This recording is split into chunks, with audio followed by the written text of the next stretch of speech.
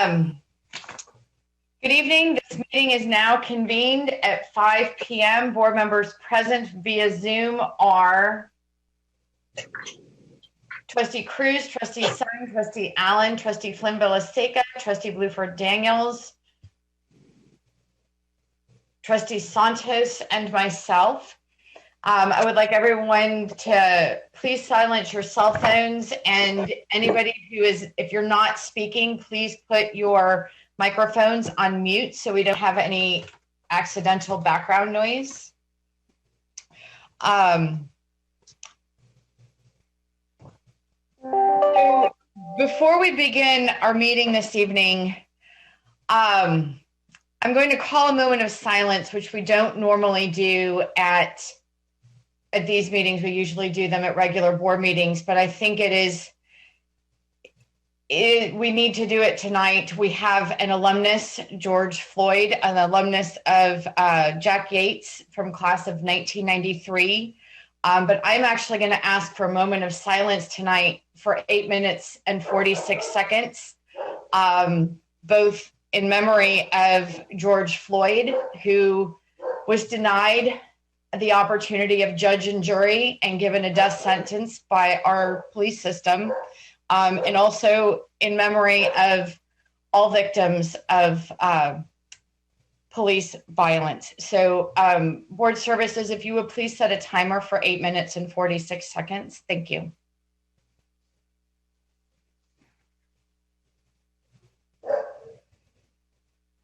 We do minutes, we don't do seconds, but we'll get there. Okay, thank you. Just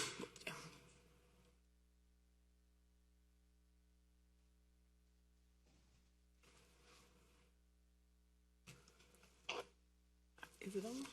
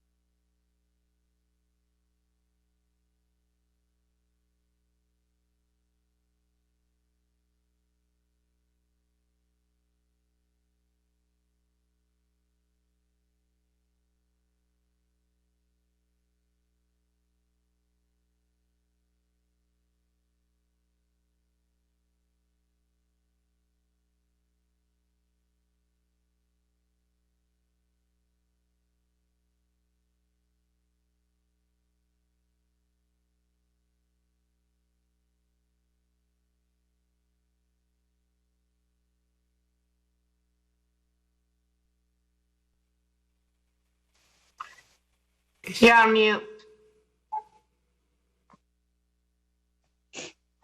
Do I have a motion to approve the minutes from the regular meeting held on May 14th, 2020, the special meeting held on May 21st, 2020, the District of Innovation public hearing held on May 28th, 2020, and the policy committee meeting that turned into a special meeting on May 29th, 2020?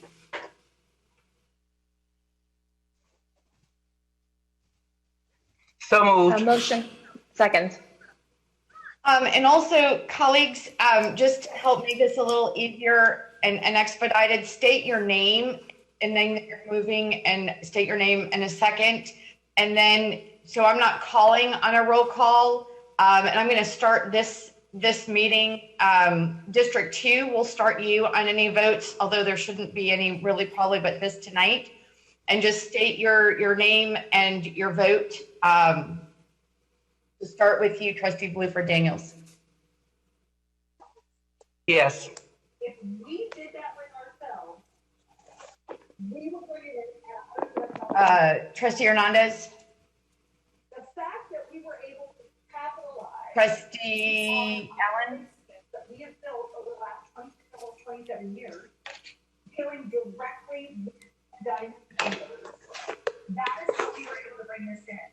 Trustee Allen. Yes. Trustee Flimbalaseka.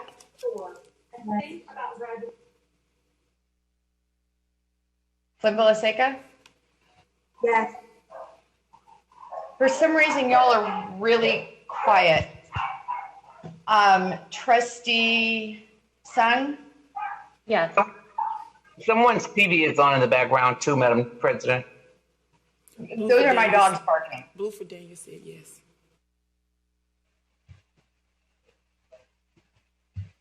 Trustee Cruz. Yes. Trustee Adams. Trustee Adams. I came in when you all were doing a moment of silence. I don't know what this vote is for. This vote is for the meeting minutes of the last several meetings. Oh, yes. Thank you. And Trustee Santos. Yes. And I'm a yes. And then Trustee Hernandez. We've been joined by Trustee Hernandez. Yes. And I'm a yes. Okay. We are now going to hear from speakers to specific agenda items. We are glad you have joined us online today. Under current guidance from federal, state, county, and city authorities concerning large gatherings and social distancing during the COVID-19 public health emergency, the Hattie Mae White Educational Support Center, including the board auditorium, is closed. However, it is still important that we allow time to hear from speakers to agenda items. In order to have your voices heard by the HISD Board of Education, a member of the community wishing to address a board meeting agenda may do so by registering to speak with the Board Services Office by 9:30 a.m. the day of the meeting. Speakers should leave a telephone number when registering. District staff will call registered speakers and place them in a Zoom virtual waiting room until time for them to speak. Speakers may also submit written comments to be read publicly by a member of the district's administration in case there is a problem with Zoom. Any support information, for example, handouts regarding the community member's concern, shall be filed with the Board Services Office. We have 16 speakers registered this evening. Speakers shall be limited to 2 minutes each. A member of Board Services will track your time. A clock will signal when your time is up and the call will end. I ask that you please respect our procedures and the other speakers and end your remarks promptly when your time has expired. Only those who have registered with Board Services online or electronically by 9:30 a.m. today will be allowed to speak or have their comments allowed. Should any registered speakers wish to distribute handout materials to the board, the materials must have been provided to Board Services via email at boardservices@houstonisd.org by 9:30 a.m. today. The following agenda speakers have registered to speak to agenda item A2, approval of the 2020-2021 recommended district budget. And I just want to clarify, this is agenda item for the June 11th meeting next week, because we also have an agenda item A2 today that's on progress measuring.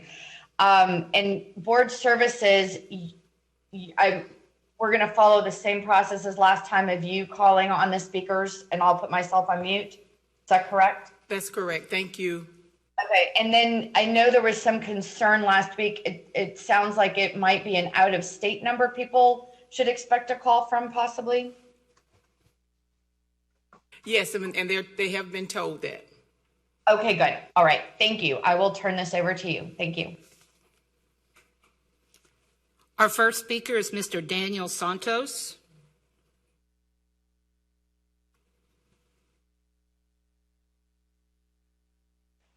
Mr. Santos, you may begin. Great, thank you. And good evening, members of the board. My name is Daniel Santos, and as a member of the Joint Compensation Committee, I wish to speak against item A2. Tonight's budget includes a compensation package that is a fraction of what the committee unanimously agreed to on May the 18th. A compensation package which originally included a pay raise for teachers and paraprofessionals, a pay raise that would bring the district one step closer to attracting and retaining the best personnel to serve our students. Tonight's package revokes that agreement and complicates the district's commitment to our families. Last year, the Economic Policy Institute published a report warning policymakers of a perfect storm in the teacher labor market, specifically a large and growing shortage of certified teachers in high poverty schools. One solution to mitigate this challenge, according to the report, is to pay your teachers and paraprofessionals a fair, competitive salary. The interim superintendent argues that the district is facing a deficit, and we fear that claim may be true. A deficit in values, a deficit in trust, a deficit in equity, and a deficit in courage. We cannot continue to underserve our students or our communities by devaluing their teachers and paraprofessionals. We ask you to do the right thing and to please amend the budget as proposed. Thank you. Next, we have Mr. Andrew Dewey.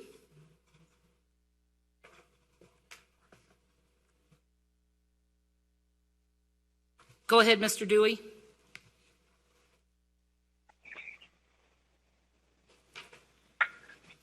Yeah, thank you. After months of collaborative work done in the Joint Compensation Committee, the administration presented to the board at the last budget workshop meeting a proposal to give a modest but acceptable raise to all employees.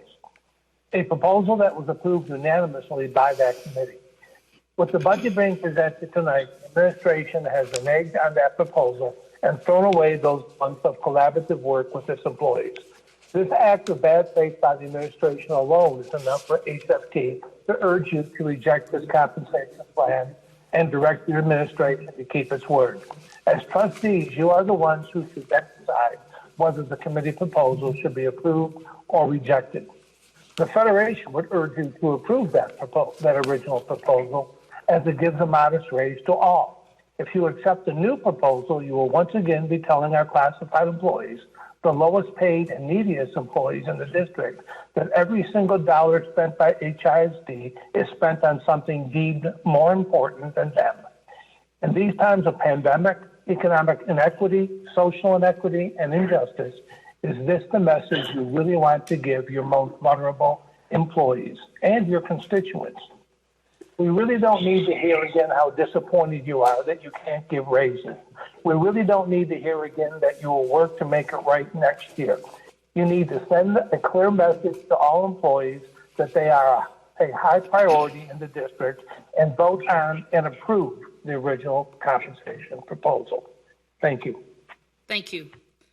Our next speaker is Sabine Triplett.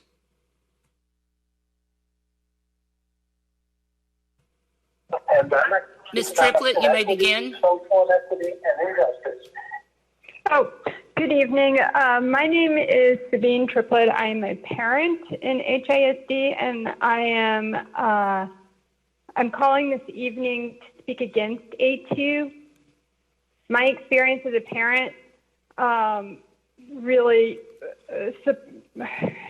makes me feel strongly about this. HISD would rather pay millions to outside organizations like NIHAS Education Center to train current HISD staff to serve as dyslexia specialists, thereby meeting the bare minimum state requirements, which are already a low bar, rather than pay a little more to attract and retain highly educated licensed or certified dyslexia therapists. I asked Mr. McSwain when he was still principal of Lamar High School if he would support a campus-based teacher to become a certified academic language specialist to lead the dyslexia intervention on campus. He flatly said no, that once teachers get trained, they leave for other districts that pay more for the credentials.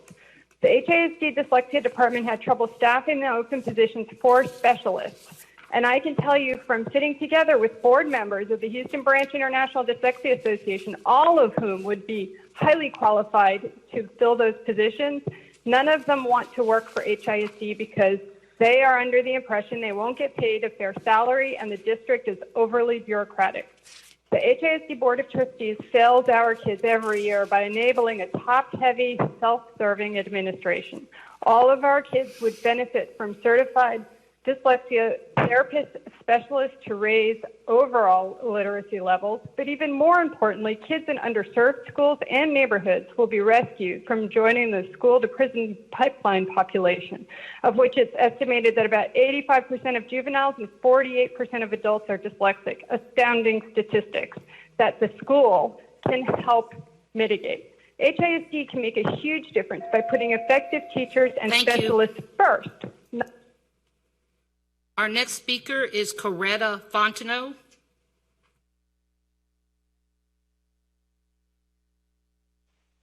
Ms. Fontenot, you may begin. Good evening. My name is Coretta Fontenot. First of all, I would like to extend my condolences to the family of George Floyd. I am here speaking on Agenda Review Item A2, the 2020-21 proposed budget. During a previous board meeting, the board president said, and I'm paraphrasing, "I would not work for free, and nor would I expect anyone else to. Yet, this board is proposing to take away our raises. This is yet another bait and switch by this board. Have you no shame? Where is your credibility? First, you vote to explore, quote-unquote, DOI, and now the district is proposing to take back the raises that were previously agreed upon by the Joint Compensation Committee. Even kids know better than to give you something and then take it back. Again, I ask, have you no shame? How dare you have the unmitigated gall to tell the Chronicle and other news outlets how much you value and appreciate us, and then you go back on your word? This is another perfect example of how this board says one thing publicly while doing the complete opposite privately, especially when you think no one is watching. This is so distasteful when so many employees have the added responsibility to help care for friends and family members who have lost their jobs due to COVID-19. This is such a morally reprehensible act this board has taken over the course of this pandemic. How can you hold your head up high while using sleight of hand to take raises from most campus-based employees? Again, have you no shame to use a pandemic to further create distrust? Where is your moral compass? Does your word hold any value? Or do you just say things and hope that we will forget? It is incumbent upon this board to vote this budget down and go back and include the original pay raise. Our next speaker is Rachel Bohanec.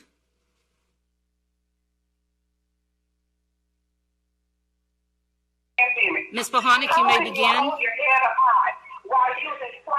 Hi, thank you. First of all, thank you to the board members who in the past have supported teacher raises and worked to fund them. Yesterday, the district, in a move that is starting to seem signature, pulled a last-minute change and said they will not be giving a raise, agreed on and presented as part of the budget on May 21st. That modest 1.5% raise was part of a budget that represented months of work from the new compensation committee. Forming this committee was a sign that the district would respect teachers and give them a voice. The move to cut the raise demonstrates a lack of respect for campus-based employees. Teachers have worked tirelessly in a difficult situation and expect to come back in uncertainty with vast changes. The move to change the budget in the 11th hour and block comment demonstrates a lack of respect for teacher voices and a desire to avoid hearing from us. So why can't HISD offer more competitive salaries to teachers and campus employees? What new information came to light on Wednesday morning to prevent the raise? What other avenues are there to find money for these very modest raises? And how much is the district spending on retention bonuses for administration, thousands of dollars to administrative positions rather than to teachers, and on things like cell phone or food allowances? How much on vendor contracts that could be eliminated? What is the point of a joint compensation committee if the district guts the proposal at the last minute? What is the district doing to retain teachers to encourage them to put ourselves on the line and come fall? And how can teachers, staff, and community trust the district when they consistently act in ways that prevent public notice and comment? Over the past month, when we should have been thinking about how to protect students and staff in the fall, how to deploy our resources effectively, the district is focused on harmful DOI proposals and cutting teacher compensation. We need to attract and reward teachers. Cutting raises saves $16 million out of a $2 billion budget, but what will it cost in teacher turnover and faith in the district administration? How will we staff classrooms and create smaller class sizes when as many as 1 in 5 teachers across the country are considering leaving the classroom due to COVID-19? What are we doing to retain teachers? I ask the board. Thank you. Next up, we have Claudia Morales. Dr. Morales, you may begin.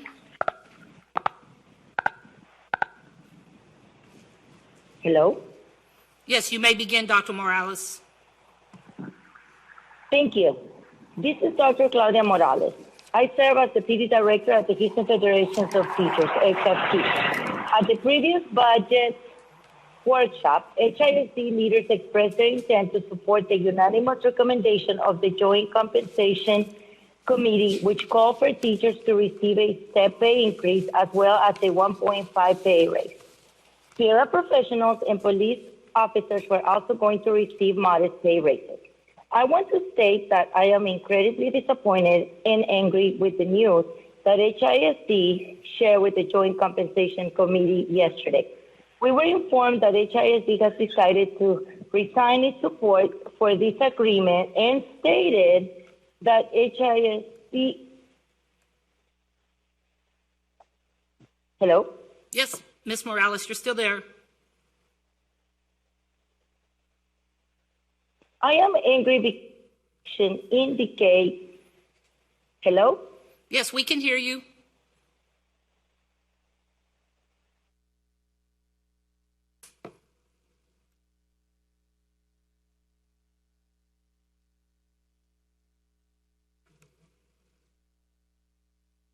I think we lost Ms. Morales. We'll try to get her back to finish her time, but we will now move to Hannah Hofrichter.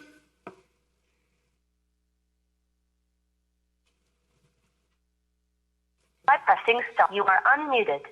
Ms. Hofrichter, you may begin. Ms. Hofrichter, you may begin. Thank you.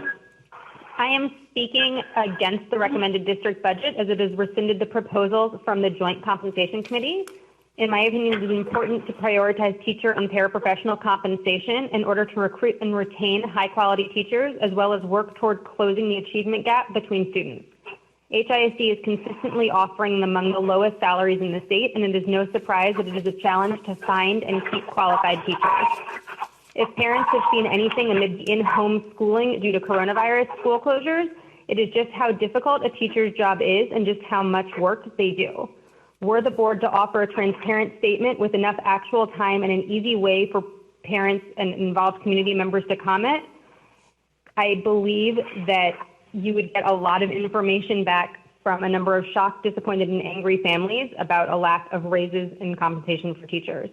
Offering competitive compensation and raises to teachers should be a top priority rather than an if we can't get around to it idea. Thank you very much. Thank you. Thank you. Next, we have Jackie White Anderson.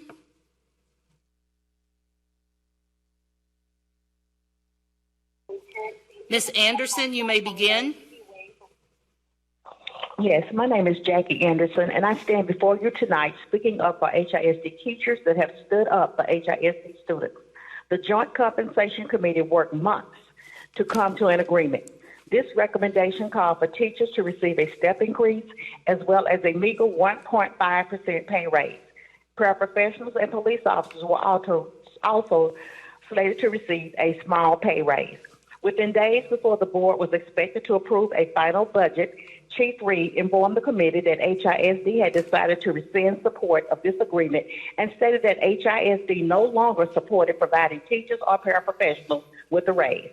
It is simply untrue that HISD can only provide raises if it receives significant funding from the state. They cited the money they received from the CARES Act was not what they expected it to be as a reason to renege. This sounds like poor fiscal management. Trustees, I ask you to direct the administration to approve the raises as directed by the Joint Compensation Committee. It's time to prioritize teachers. Teachers affect student outcomes, not millions of dollars worth of outside vendor contracts, additional cell phone reimbursements, and not stipends to principals and others directly not in the classroom who already have a comfortable salary. We know that these are tight. The loss of revenue did not pass over the doors of teachers, support staff, custodians, bus drivers, or cafeteria workers. Everybody has been hit hard. Every working person needs a quality of life that is self-sustaining. We should be honoring our teachers and other employees, but you are essentially telling them that they do not matter. Again, I ask you to direct the administration to approve the raises that were agreed upon by the Joint Compensation Committee. Thank you. Thank you. We are going to go back to Dr. Claudia Morales since we cut her off. All right, Dr. Morales, you may finish your speaking. I believe you are about the minute mark.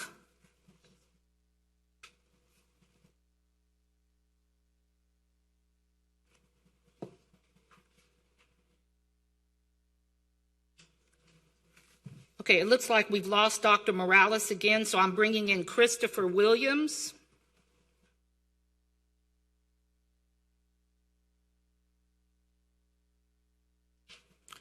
Christopher Williams, you may begin.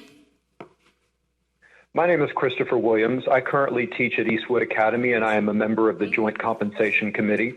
Our committee unanimously approved an agreement to provide teachers and paraprofessionals with a modest pay raise.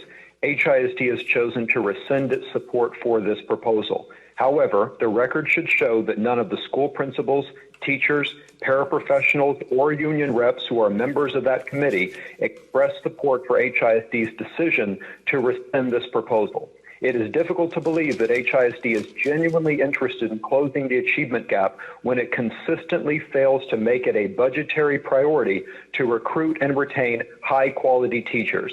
The fact that HISD would prioritize non-essential perks and bonuses it provides to administrators, while at the same time asserting that the district cannot provide teachers with a modest pay raise, is indicative of the way in which HISD has completely failed to align its budget with the goal to provide every student with a quality education. HISD leaders could have approached our committee with proposed areas it could cut in order to improve teacher compensation. Sadly, they did not.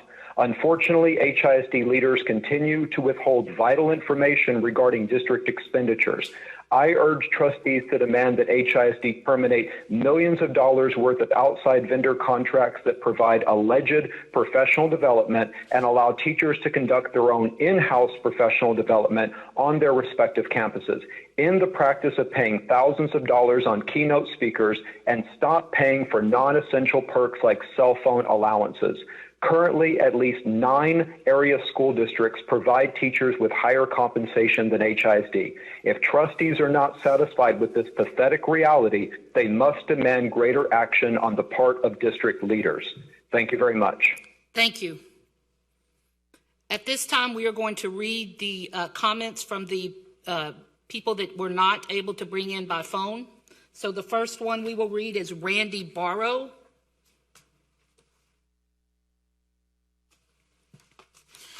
There is a reason why, year after year, HISD is faced with such an exorbitant number of openings for teachers, and why, year after year, so many leave the district.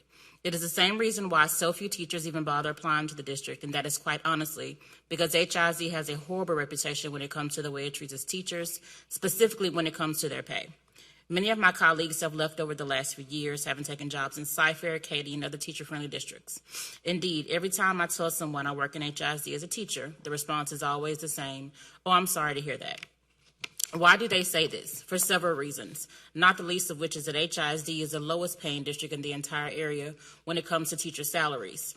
Can someone please explain how a teacher with a master's degree and 14 years of teaching experience be making only slightly more than a first-year teacher in this district?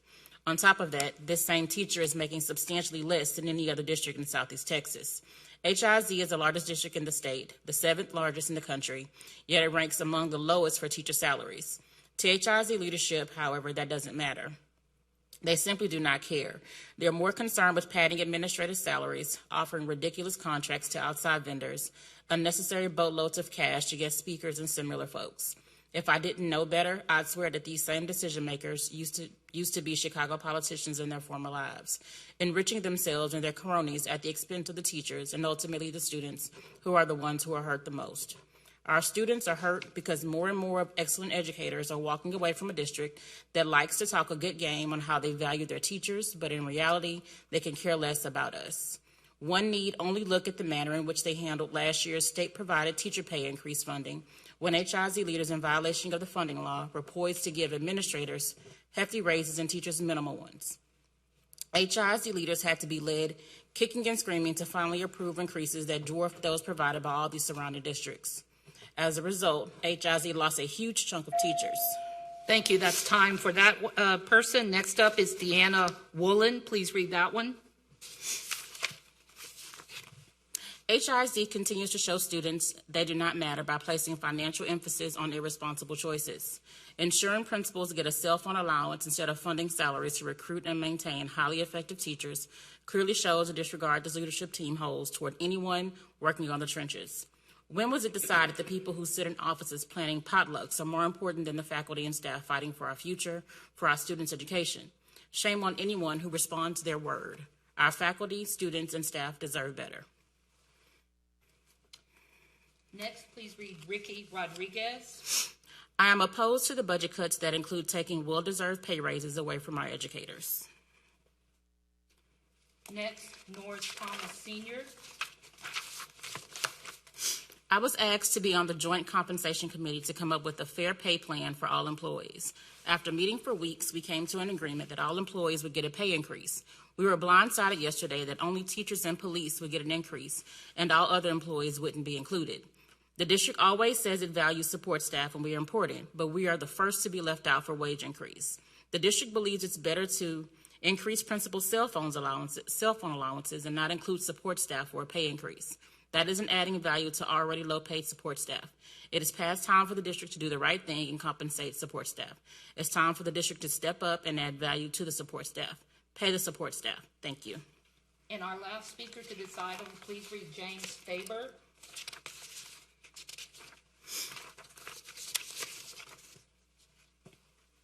Good evening. I'm James Faber, a special education teacher in Houston ISD for the past 11 years. I'm asking you tonight to send the budget, item A2, back to district staff as unacceptable because it doesn't include pay increases for staff. Representative employee groups, including the Houston Federation of Teachers, met in good faith with district officials to come together on an agreement to increase wages, especially for those who make the least in HISD. It was a compromise that both sides could agree upon given the unusual times we found ourselves in. Now administration has thrown out that good faith negotiation at the 11th hour, showing a lack of respect for a collaborative process. Keeping this pay increase is vital for a few reasons. First, it creates the biggest percentage increase among these HISD employees who make the least, a 2.5% equivalent raise for our employees making the least money. These employees are more likely to face housing and food insecurity now. Isn't showing these workers respect and paying a wage that is financially approaching a living wage more important than doubling the cell phone stipend for principals, most of whom make near six figures or above? Also, including other categories of employees on the teacher salary scale was vital to recognize the value those staff members bring to educating the whole child. Nurses, counselors, special education chairs, social workers, librarians, these people and others are so vital to ensuring the best outcomes for our students and belong on the salary schedule with attendant raises. Thank you for your time tonight. Again, I urge you to reject this budget and ask administration for a budget that rewards staff who have made sacrifices to continue education in the time of COVID-19.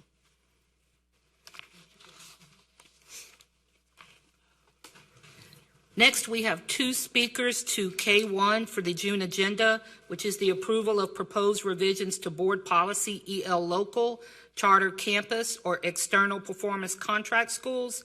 Second reading. I will bring in Ann Eagleton to speak.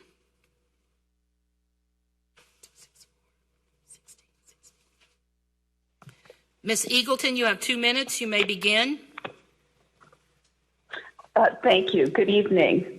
HISD's in-district charter school program has been dogged by poor academic results and financial scandal because the district has failed to provide proper oversight. A set-it-and-forget-it mentality has taken over. The board has an opportunity to change this. This draft of EL Local is much improved. However, the district has not put in real financial accountability standards and a review process that would ensure in-district charters are spending tax dollars responsibly. This policy needs to be written like your child or grandchild will be attending one of these schools.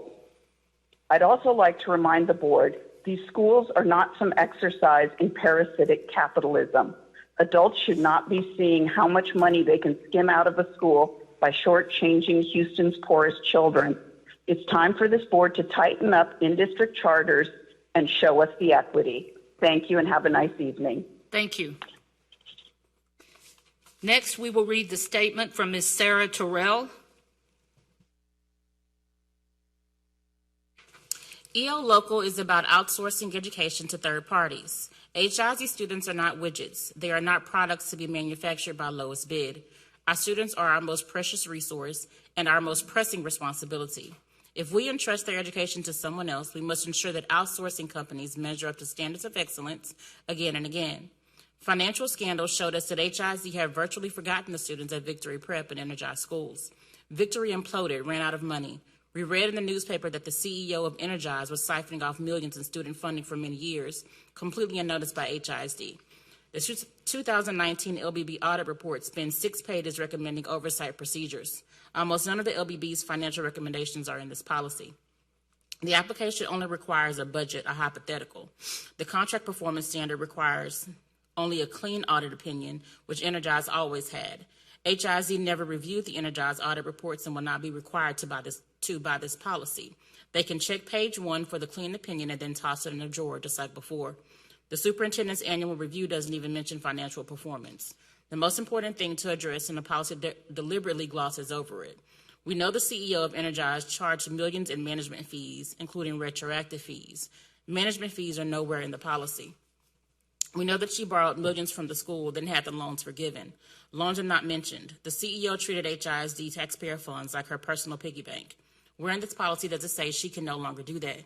We are the teeth to prevent financial fraud, not merely discover it a year later. I'm not finding any. Our students are not widgets. Students at outsourced schools deserve at least the same care and attention as HISD regular students. Thank you. That concludes our speakers.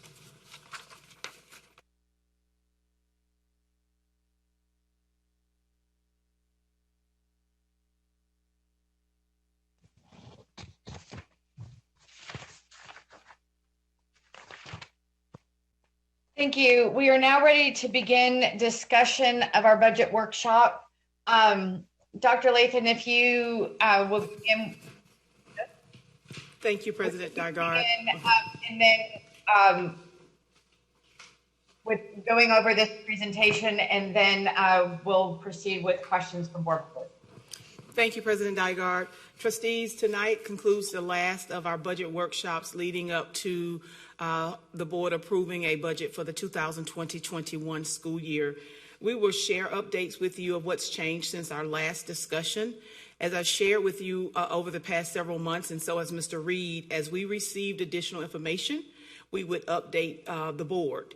And that includes a most recent update that I sent to the board on last Friday and the information that was published with the budget workshop.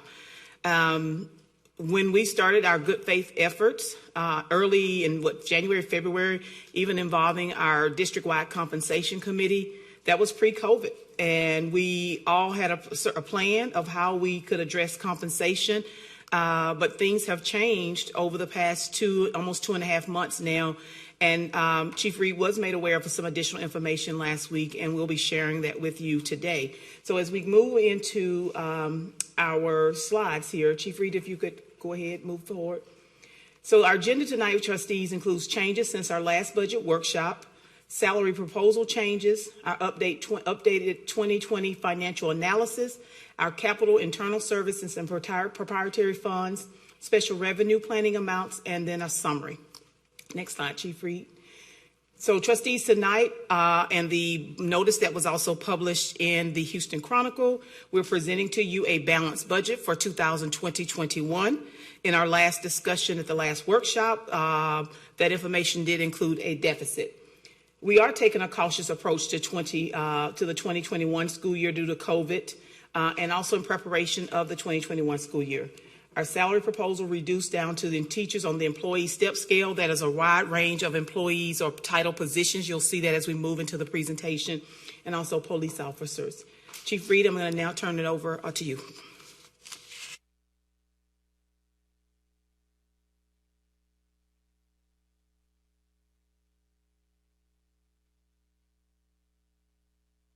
And I had some conversations with TEA that Tuesday, I believe it was, that next week, about the implications of what happened with CARES Act.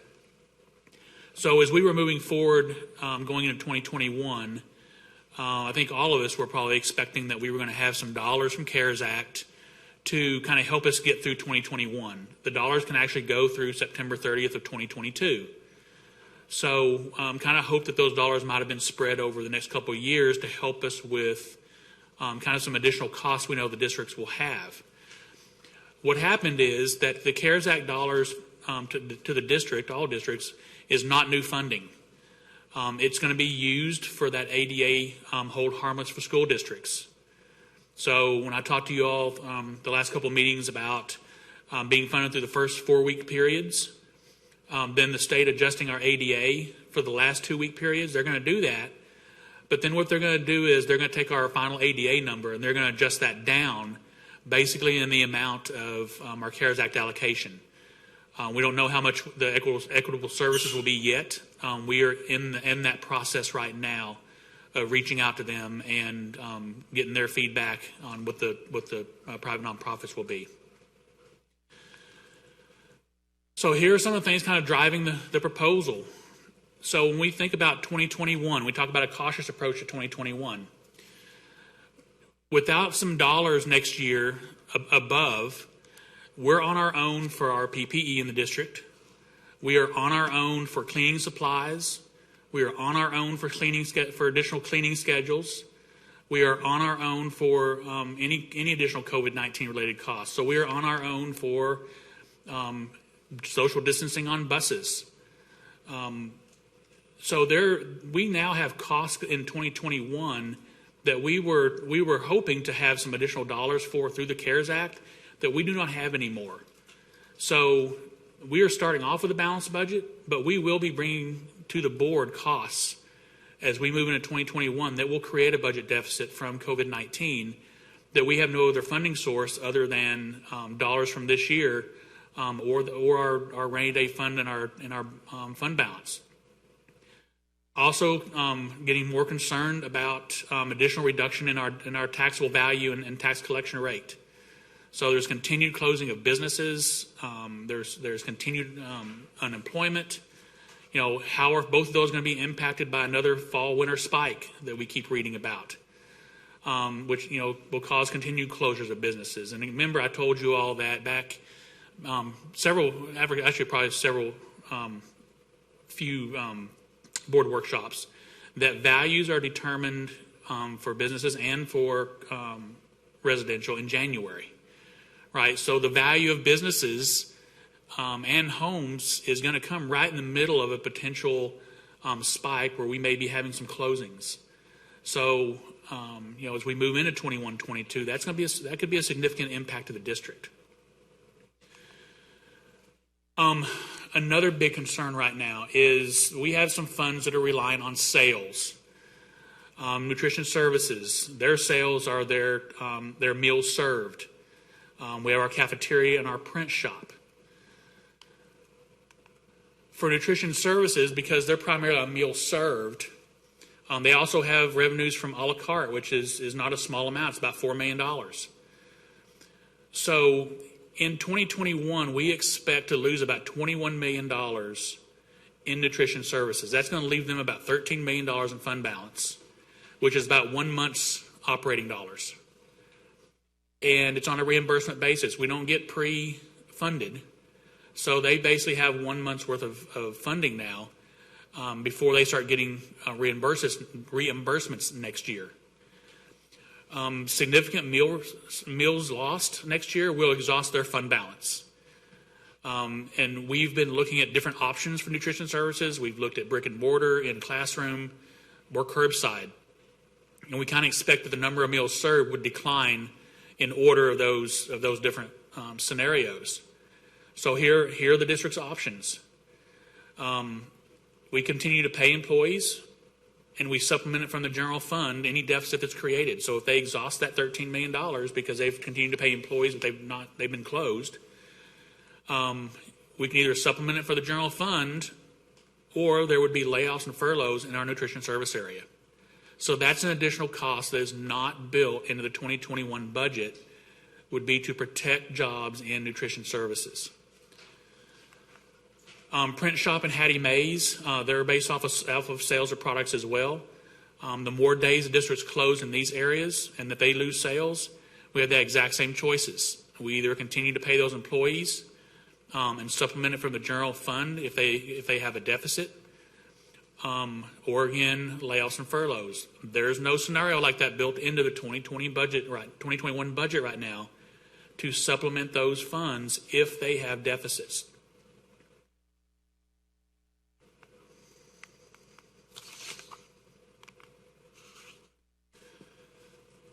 So for 21-22 and 22-23, so we're trying to look out further than just 2021.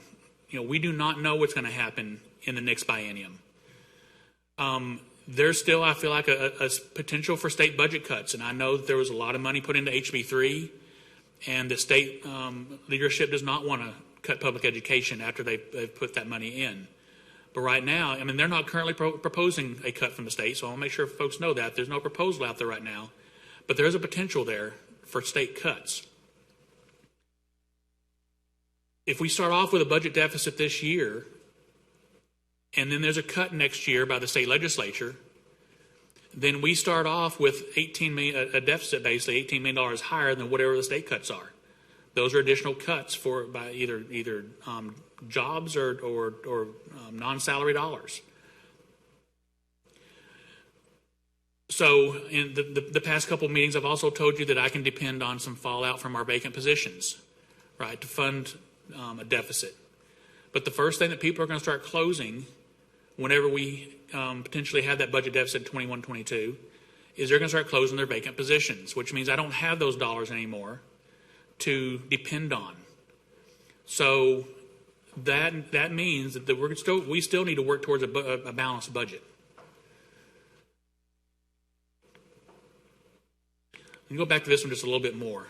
And I've received questions on fund balance, and we have fund balance. We got a really good increase in fund balance last year because of a one-time Harvey influx that we received, $134 million that we have sitting in our fund balance right now.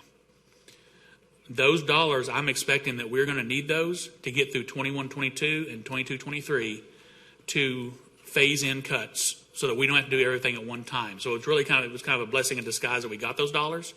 But I would expect that we're going to have to tap into those so that we can get to the 23rd legislature, 2023 legislature, and hopefully we can level off. But that's there for that. And you don't ever want to pay for salaries out of your fund balance. It's just like spending your home budget. If you're spending your budget and you're not intentionally setting money aside to put in your savings account, but you decide you're going to go buy that car and pay for it out of your savings account, eventually that savings account's going to run out, and then you're going to have to make cuts to what you're doing in your home budget to continue paying for that car payment, right? So the salary proposal changes. It's employees on the teacher and teacher other step salary. I think y'all have seen this table before that shows what employees are on the teacher and teacher other schedule. We have moved the social workers onto the teacher step schedule, so that's included. Police officers are based on experience, including with additional pay for their TCOL, which is about $3 million. And also, I think sometimes this gets missed, is we've got the $6 million for teacher step. We got $3.5 million for law enforcement, but the district is also funding an additional $9.3 million in health insurance. Over the past 4 years, the HISD has added over $40 million to the health insurance plan. Employees actually only pay about $30 million of the HISD plan. So, Dr. Lathan and I talked about pulling this piece out. But as you can imagine, the $9.3 million is just the general fund portion. We add in the grants and other funds. It's more like $11 million that additional that'll go to the health insurance fund. So you're talking about over a 30% increase in employee health insurance rates if we had pulled this out. But that's $40 million over the past 3 years also that we were not able to put into salary packages because we put it into health insurance. So it is about some of the choices that we do make about where we're going to put those dollars. But for 2021, there is no health insurance plan rate increases. Again, they're about $30 million, so they pay about 18% of the plan right now. So this was one that we discussed pulling out, but I think it would have been more detrimental. Especially, it's only about not only, but it's about 19,000 employees of our 27,000 employees take the health insurance plan. So the reduction, the 30% increase, would impact a smaller population. I'm not going to go through every one of these slides down through here. You've seen these in previous ones. We still have the golden penny included in our tax rate, which is the $24 million. We won't know our maximum tax rate until later this summer.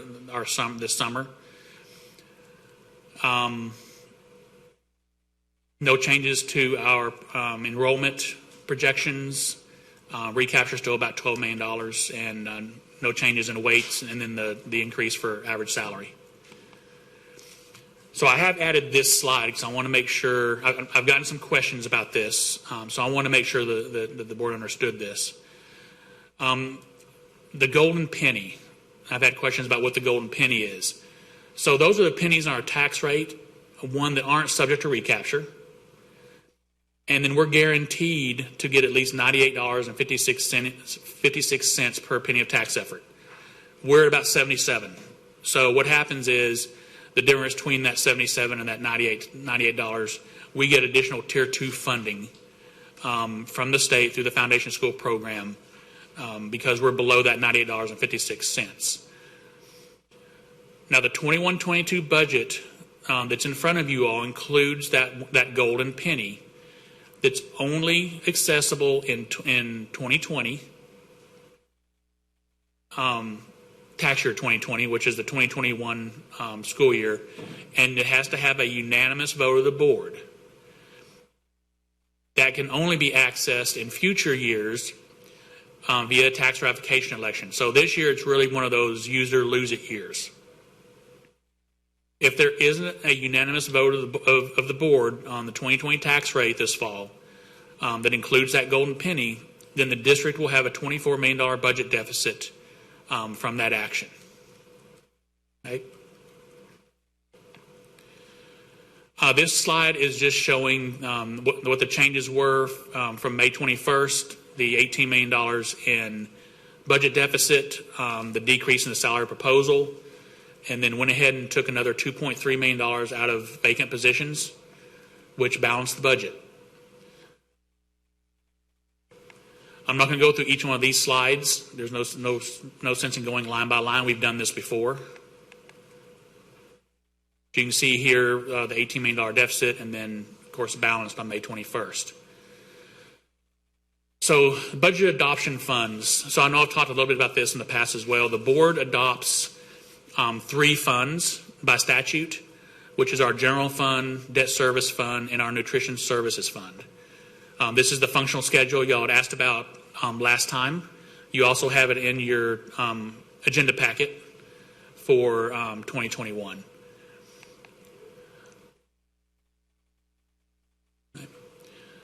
One thing I do want to draw your attention to here is on nutrition services. They actually have a budget deficit of about $15 million. That's because we are making assumptions that we are going to be serving some students in the classroom, some brick and mortar. It's kind of a hybrid, but there is a reduction in the number of meals that we expect to claim next year. So when that happens, we're expecting that they are going to exhaust their fund balance next year. Anything beyond that, again, goes back to the slides we talked about earlier, where we have to make a decision on whether or not we will supplement the Nutrition Services Fund to continue to keep staff employed in nutrition services if it gets worse, or there could be layoffs and furloughs.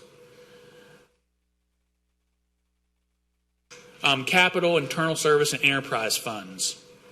So for capital projects fund, this is starting to wind down. They've got $157 million left at the end of 2021 to finish out the 2012 bond program, as well as some of our TERS dollars that are out there. Internal service funds. So an internal service fund means that it's almost like an internal business, and our district schools and our departments purchase services or goods from that particular department. Health insurance, that one obviously is employees are contributing to that, and the district is contributing to that. So for our health insurance plan, we've added in additional dollars from the general fund. Of course, other areas will have additional funds as well. We expect about a $1.5 million loss. That of course just depends on what happens with medical and pharmacy next year. But we're expecting them to be at about $34 million. They need about $30 million in fund balance to help them pay for bills, because obviously they do not get their health insurance premiums all at one time. If they didn't have a fund balance, then the general fund's cash would have to support them until as they continue to collect premiums. So they do need a fund balance. Workers' compensation fund, it's also going to be for unemployment fund. That is the same thing, kind of similar to health insurance, where we have the district contributing. Employees don't pay anything into that fund, but the district contributes each pay period to the workers' compensation fund for employees. Our print shop fund mainly receives funds from schools and departments who have them do printing jobs for them. They're going to expect to have a balanced budget next year. But of course, any decline in their revenues will start to consume some of that fund balance that they have next year. UIL fund, this is school participation.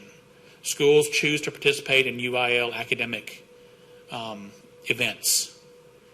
Same thing with athletics. Athletics is supported mainly by packages that principals choose and what sports they choose to be a part of. And then they also have ticket sales and, of course, food sales at their games. Alternative certification, that's for an employee participation. So those employees who want to go through the program then pay a fee into the program. The general fund does not fund any portion of the ACP. Shared service fund, that is special education. That is a chargeback to campuses. It's kind of a remnant of old district offices. But you can see there that we're actually going to be using a little bit of that fund balance as well. We also use that fund to, with that fund balance, we'll be able to make some purchases also for devices and so forth that we need for special ed. So then we have our total internal service fund types there so that you have the totals. Proprietary funds. tongue twister today. Medicaid and Marketplace. Marketplace is the cafeteria here in Hattie Mae. And then the Medicaid Fund, which accounts for our Medicaid billing. They transfer $20 million to the general fund every year. So that's a good thing for the district. Special revenue fund schedule. These are the local funds that we know about right now that we've estimated will be the amounts we'll start with for 2021. Also the state funds, that's what we have for our instructional materials allotment for purchasing textbooks and even software for Power Up and so forth. Special ed state programs, that is mainly our special ed as well for the regional days program for the deaf. These are right now what we expect from federal funds. We did get some updates on federal funds. So these are the dollars for our Title I special ed. And remember, since these are federal dollars and they have specific requirements on what they are to be spent for. Okay. So we are presenting a balanced budget. Again, I've given you some of the reasons for taking a cautious approach to 2021. And the word I kept using was that we're on our own right now, and unless something else comes out from the federal government or the state, for costs for, like I mentioned, PPE and cleaning supplies, social distancing on buses, devices for students, hotspots for students. We are on our own right now, based off the information that we have right now. So, along with that, we've proposed to reduce salary increases to the STEP and police officers. We talked about the additional golden penny requirements that requires a unanimous vote of the board, and it's a one-time lose-it event. We went through briefly the budget adoption funds, and then we talked a little bit about those other business areas that we have, the internal service funds and our proprietary funds. Okay. And then we have our public hearing on budget and tax rate and the budget adoption on June 11th, 2020.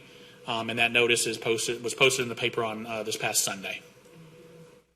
Yeah, the hearing is at 4:30 on June 11th.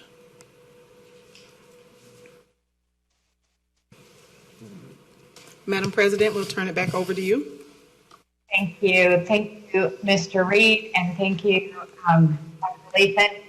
So we're now going to open this up for questions from trustees. We're going to do 2 rounds of 2 minutes each on questions for this. And I'd like one question of clarity, just to board members.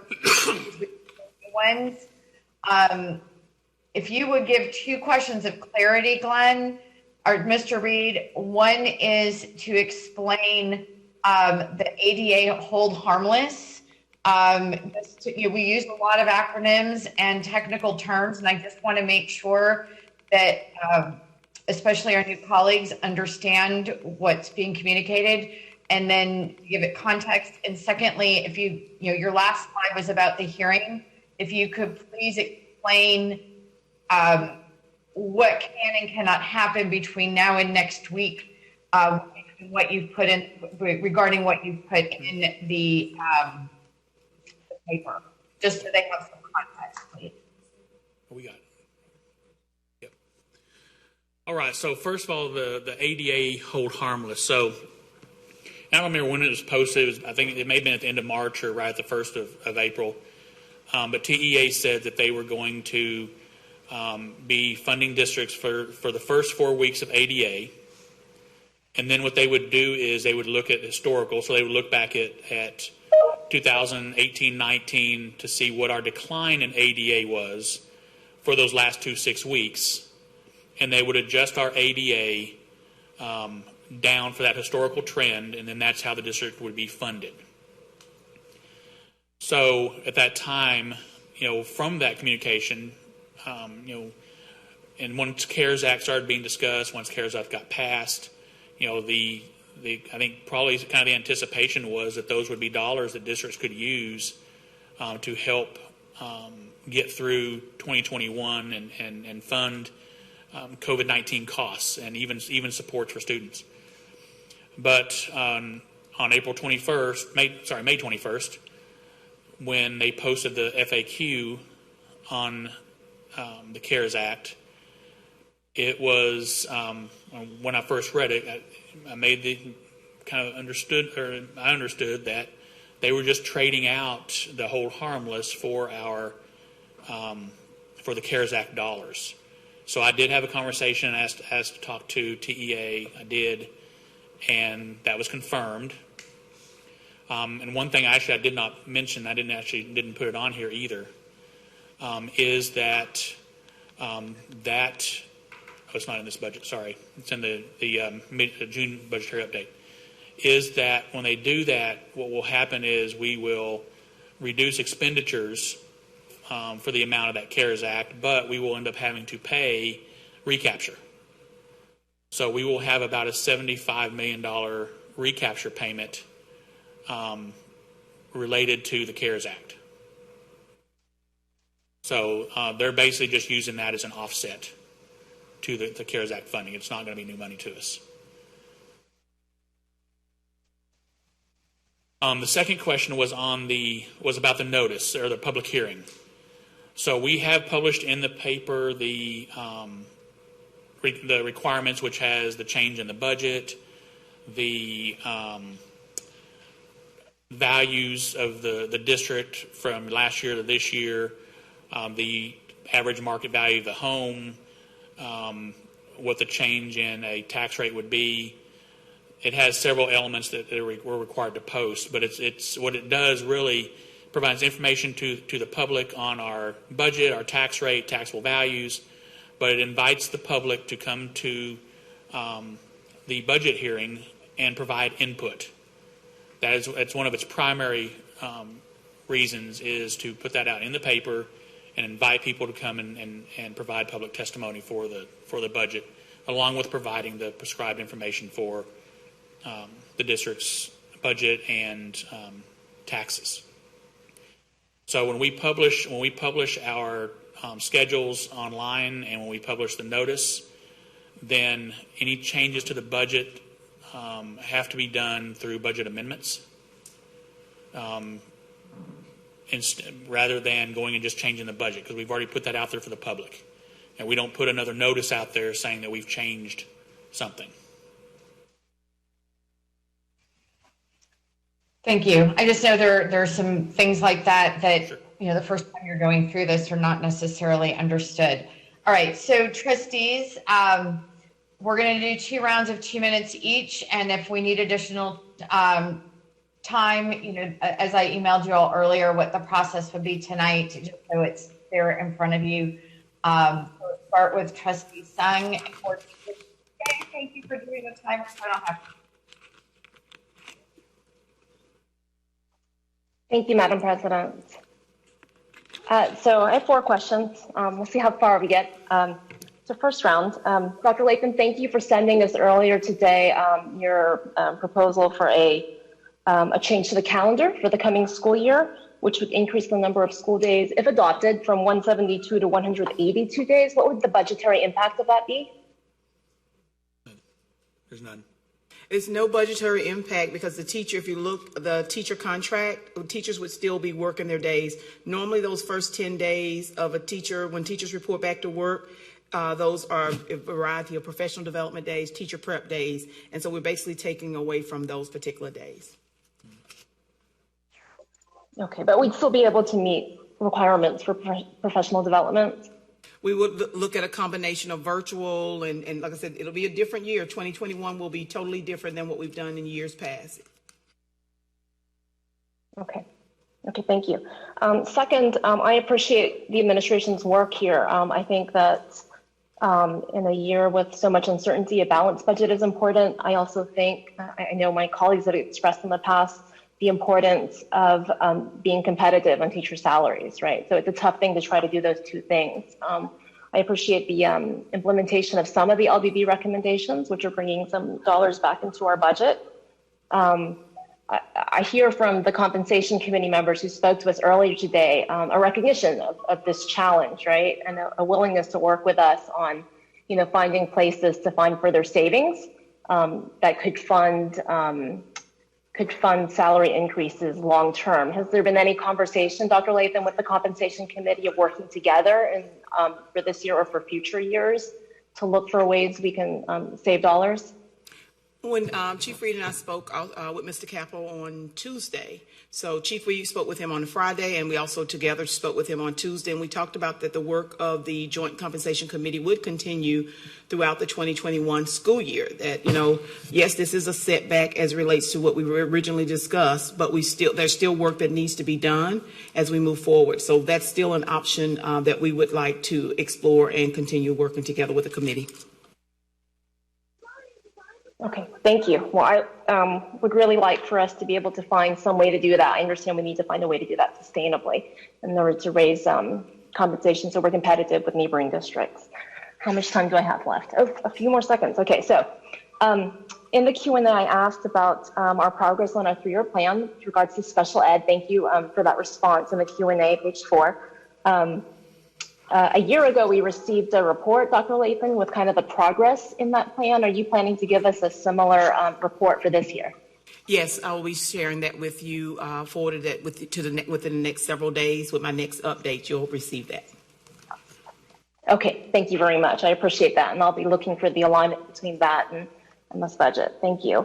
And then my final question is, I understand we can get some reimbursements on our COVID costs from March through May 20th of this year. Approximately how much were those expenses? Yes, I'm hoping to be able to get about $20 million back. It's mainly devices. That's the largest amount.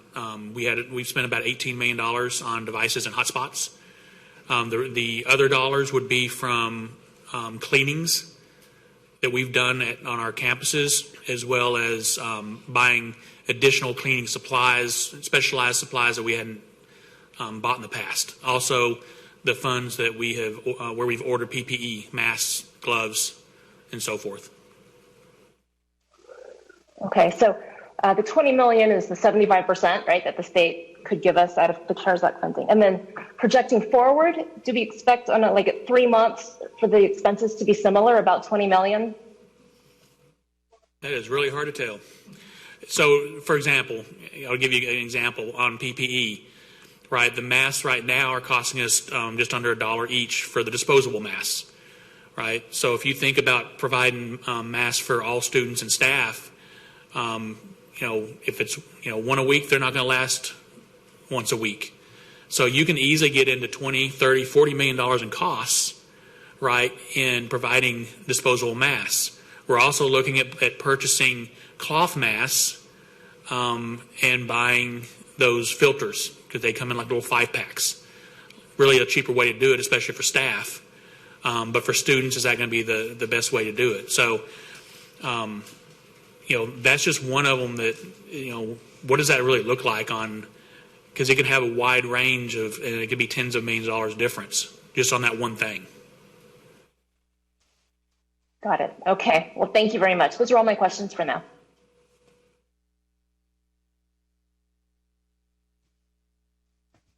I don't see anybody else in the queue to ask questions about the budget. Is that possible?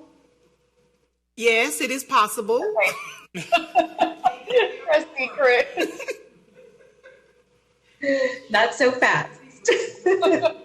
Okay. Thank you, Glenn, as always, for clear explanations. So you said that we applied for a $20 million reimbursement, and I know that we have talked about savings in the past, but they, not being in the brick and mortar, not having transportation. Are we actually saving something, after the reimbursement? So first of all, we have not applied for the reimbursement yet. In fact, I have a couple trainings coming up on how we do the application, what's really allowable, even when the state considers that it was a commitment even though we may have had it in the system on May 20th. If the vendor didn't acknowledge it, it may not be eligible, right? So I've got some trainings coming up on that. So can we repeat that? I think you need to go back to make sure everyone understands. There's a training where the state will tell us what the application process is. We would then complete the application. Then the state gives you the window or the range of what could possibly be allowable or reimbursable. Yes. And then it's all contingent upon the dates and things that the state puts out there. So it's not just an automatic where you turn in your receipts and we get 75% back. That's correct. I just want to make sure all trustees understand that. That's correct. Thank you for clarifying. So on slide 17, I'm a little unclear what this means. So it says decrease in budget for vacant positions. So does that mean we're closing those vacancies now? No, so the past couple of presentations I've told you that we can cover this deficit using the vacant salaries. So rather than just showing a $2.3 million budget deficit and saying we can cover them salaries, I'm just reducing how much I'm budgeting for some of those vacancies. Okay. So, because I understand the vacancies is also where our fallout comes. Is the fallout still the same amount? No, that reduces the fallout as well. Okay. Okay. And so the fallout you had told us was 80 million. So it's yeah. And like I said, for 21-22, I expect vacancies, the number of vacancies that we have, to start declining, because that's going to be the first thing that people go to as they start to reduce budgets. Okay. Thank you. Trying to look at my other questions. Okay, so on the slides like 7 and 8, where you talk about the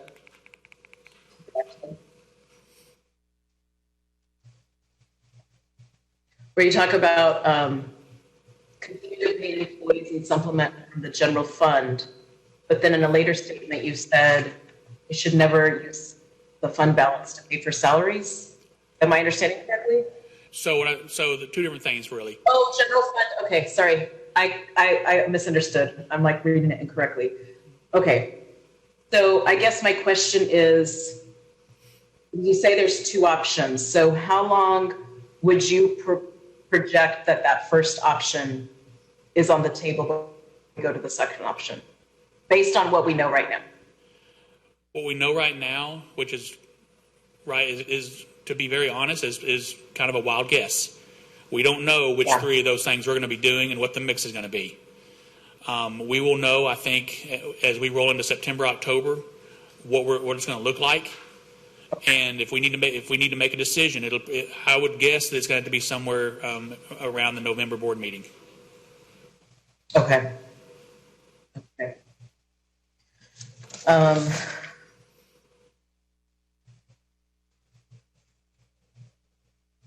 Okay, I think those are all of my questions. Thank you.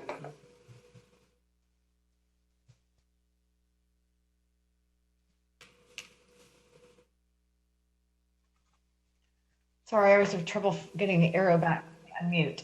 Trustee Hernandez. Thank you. And thank you, Chief Reed. I just wanted some clarity on something because I know that I have received emails saying that teachers will not get raises anymore. I know that on page 3, the salary proposal is for anybody who's on the teacher step scale. So I just wanted you to clarify that for all of us. So the step is an increase in pay for employees, for teachers and those on the teacher step. Where is that one? Page 11. I was going the wrong direction. The battery's going out. So teachers and then these other titles here are those that would receive an increase through the step increase. Okay. And thank you. And I have one other question. I know that you previously had a chart with teacher salaries in HISD and the surrounding districts. I was wondering if you could do something similar, or if you already have something similar for the police salaries as well. We can get that. We'll add that as a Q&A, yes. Thank you. I had one more question about the vacant positions, but you already answered it.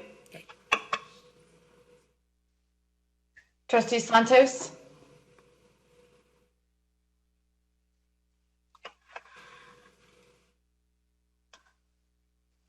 Hi, thank you, President Tygart. So, Dr. Lathan, teachers will have to do their own, or have to make a professional development on their own time now?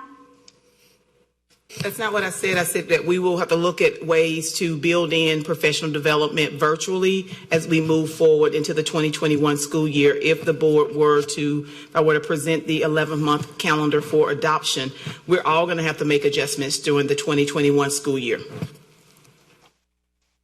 Okay, so Dr. Lathan, how much have we saved? I need a dollar amount of how much we've saved since March 15th, or when we've not been at school, for not being in not having transportation costs, everything that we've saved money on, professional development. What's the dollar amount on that? And I know we're getting reimbursed, blah blah blah, but what's the dollar amount? We have not closed out the year. The schools still have to close out. We have to still close out our books. We don't have a bottom line. And then also when you talk about professional development, 9 times out of 10 is paid out of title dollars that cannot be used towards salaries. When we bring that information, and that's the standard that we bring every fall. I wasn't asking for salaries. I was just asking the dollar amount. We bring that information to the board when we present an amended budget in September, October, when we have all of the financial final expenses that have been closed out. And that's just our normal process, and we don't have those figures right now. Yeah, a ballpark figure would be nice. Additionally, so nobody else is getting raises? No. And retention bonuses are gone too? We don't have retention bonus. We just have the Achieve 180 stipends. Now, I thought in the budget proposal before that y'all had was a $500 retention bonus for the according to the compensation committee. Right, that's been removed. That's been removed.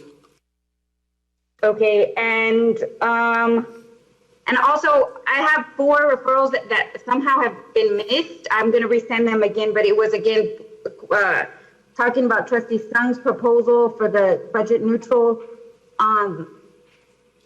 funding, and had to do with the DOI, and I haven't got those referrals in yet.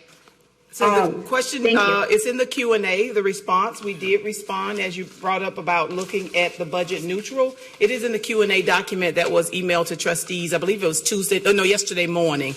But it is on page, I guess that was Glenn's question. What page is that on? That was when you did the charter. Was that last week? No, that was this one. That was this one? Okay. I know you responded to it. Thought I'd print it. I guess I didn't. Okay, I'll look at it and I'll go for the next round. Thank you. Trustee Flynn-Villaseka. It's in there. Thank you, Madam President. Thank you, Dr. Lathan and Mr. Reed, for your presentation tonight. My question is to how many teachers would receive a step increase out of Trustee Flynn-Villaseka, you might need to speak a little louder. There's some kind of interference. It's making you really quiet. I don't know if that's on your end or this end. Okay, can you hear me? Much better. Okay. So I'm wondering how many teachers would qualify a step increase? It's all the teachers and the folks that are on this list that would receive it. Yes, but how many out of how many teachers? Because not every teacher qualifies for a step increase every year based on their years of experience, from my understanding. Yeah, I'm actually going to have Chief Dimmitt to discuss that, because I believe you're referring to like the 03 teachers, Trustee Villaseka, and there's a change in your compensation manual that shows how we did also make that adjustment. Would you address that, Chief Dimmitt, please? Yes, we didn't have much room to make that adjustment, but we did break it down so other than a new teacher, everybody would be getting a step movement. So there is no more grouping of like 0 to 3. It's 1, 2, 3, everybody's separate now. Okay, so this would then, okay, thank you so much. Do you have a copy of what those step increases are for each year of service? Can you repeat yourself, Trustee Villasek? We couldn't understand. You were breaking up. I'm sorry, the connection seems to be pretty spotty. Do we have a copy of the step increases year over year? Was that submitted through the Q&A? No. No, it wasn't. I was just wondering if that had been distributed since there had been a change. No, but we did submit to you or share with you a copy of the compensation manual. Okay.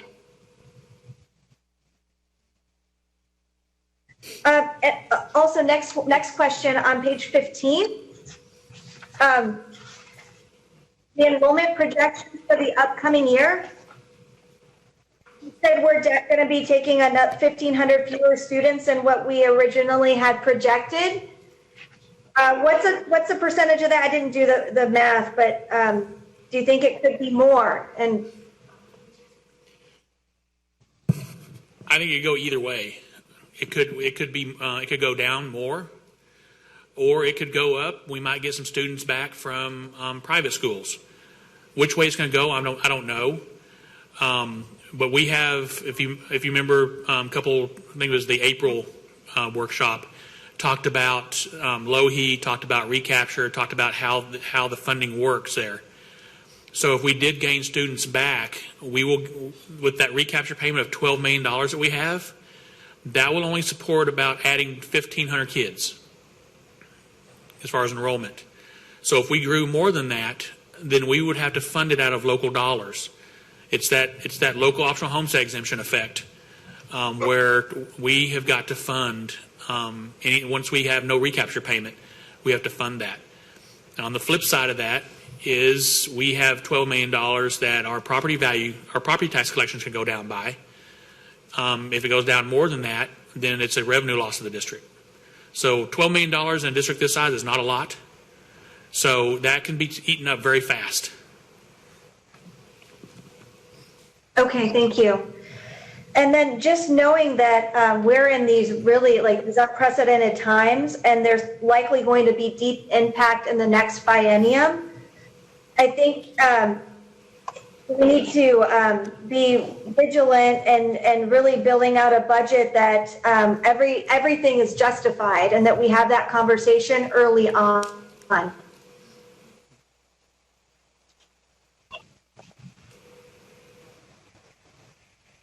We hear you. Thank you. Thank you. Looking at my time. Okay. Can't see it. You have 43 seconds. Thank you. Okay. Okay, so the CARES Act stuff. So are there two different pots of CARES funding? It sounds like the state is doing something different than from what my understanding was the federal intent. There's that piece, right? Then there's also the 75% is that also part of the CARES or neither? It's all CARES Act money. The CARES Act funding that is being used for ADA is part of the $13 billion portion that has to go to schools or school districts, and then the other is part of the governor's emergency fund. So they're adding dollars basically to districts to be able to fund some of those additional costs. They have to be additive costs. Okay. Okay, so that being said, given that I think this is a difference of what was expected. What's a reaction and what's a response other districts are doing in that budget? How are they handling some of this? I didn't hear the whole question. Sorry. So I don't know if you've had the opportunity to speak with other districts in the area or across Texas. How are they responding to this change of what was maybe expected? And now we're having a different conversation right now. And really the districts are going to have a lot of onus on taking on some of these emergency expenditures to make sure our students are safe and healthy, and our staff as well in this pandemic. Well, what I've heard from, and just speaking with other districts or colleagues, that this goes back to, if I'm not mistaken, 2009 or 2011. So they already expected that this would be the result of what we heard and what we received the news we received last week. And also they're being very cautious also looking at either step or small percentage increases. And then also some districts are recapture, some districts are not recapture district. But they are all proceeding with caution because we still don't know if we are in a virtual environment, whether it's 100% or parents choose to keep their students at home, how we're going to be reimbursed or how ADA, what will be the criteria there. So that's another reason everyone is kind of being cautious and kind of holding our breaths right now to find out what's going to happen. Okay. Thank you. Thank you so much for your responses, everybody. Thank you.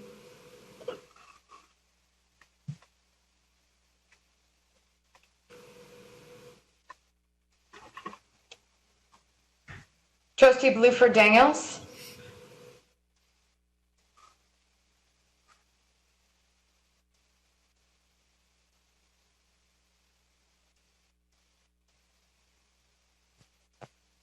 Are you on mute, trustee?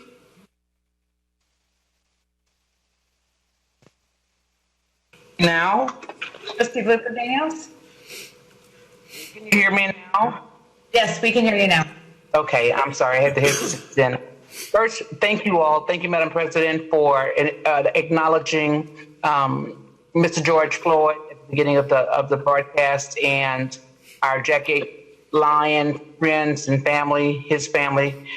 Please, I ask that you all remain prayerful for that family. But my question is, Lynn, real quickly, I'm trying to get all this together, y'all. We got so much going on here. On page 14, you talked about the tax roll certification, and I was just curious with our HCAT trustee appointee if there's a general feel as to what the tax roll certification, what that percentage is going to be once those tax rolls are certified from HCAT, once those values are certified. That was one of my questions. And the second question was, on page 21, you mentioned about the deficit. Am I going too fast? I'm trying to get all my questions at one time. No, go ahead. Okay, all right. You know, I'm kind of special, y'all. But anyway, on page 21, you talked about the deficit of about $18 million, I think it's going to end up being. I'm trying to follow on all this equipment. You know, you have to help a sister out with all these pieces of equipment I got in front of me. I got 4 devices in front of me that I'm working from. But anyway, it was mentioned about $18 million. And before, did we talk about the deficit being $12 million potentially? As a couple. Those, you just had 2 questions, Trustee Bluford Daniels? Oh, excuse me. Oh, no. The main one after that, after those 2, is to explain a little bit more, please, about that $75 million recapture payment and how it's going to offset the CARES Act. And I just wanted to mention, too, I, too, like Trustee Hernandez, I've received quite a few emails of concern about the committee's conversation about the pay raises, the 1.5%. So I just want to throw that out there. We need to look at that real closely because I know if we don't have money, one thing about money in the bank, if I don't have it, I can't spend it. So I just want to make that point. But more importantly, those questions that I asked, please. Thank you.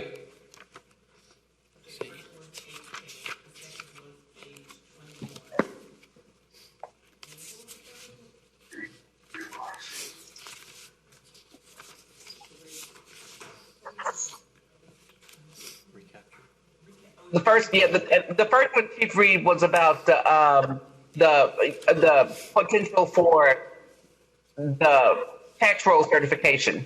from HCAD. And I didn't know if Trustee Santos had any idea of what that percentage is going to be like right now, what the discussion is primarily, if it's going to be 2%, 4%, 5%. I know I looked at your value, you used 5%. I just wondered if there was any discussion from Harris County Appraisal District. That's Trustee Santos.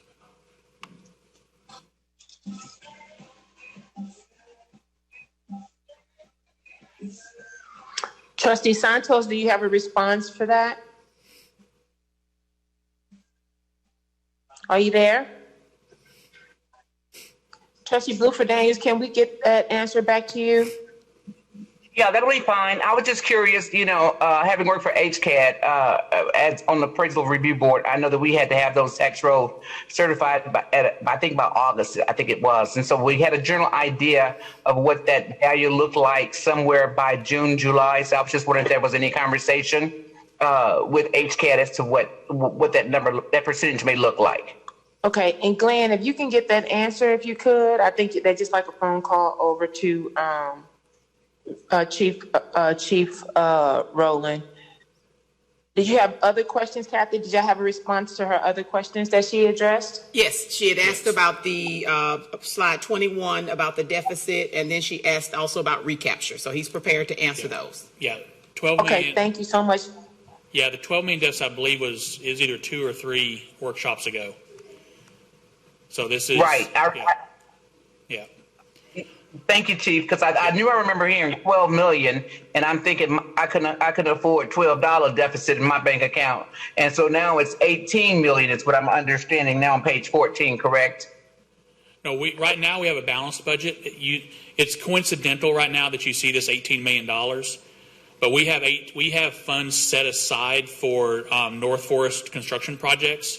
It does not impact our unassigned fund balance. These dollars are already sitting there.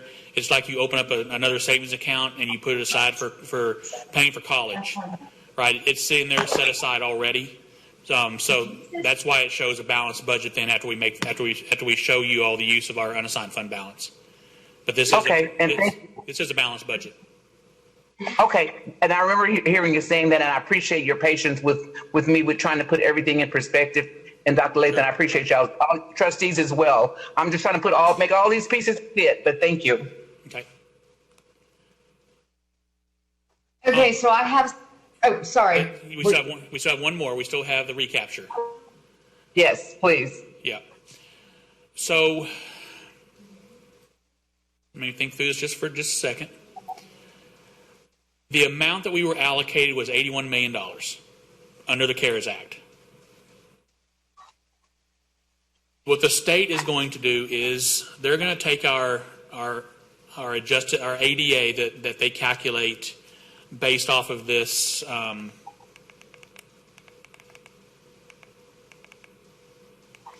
it is.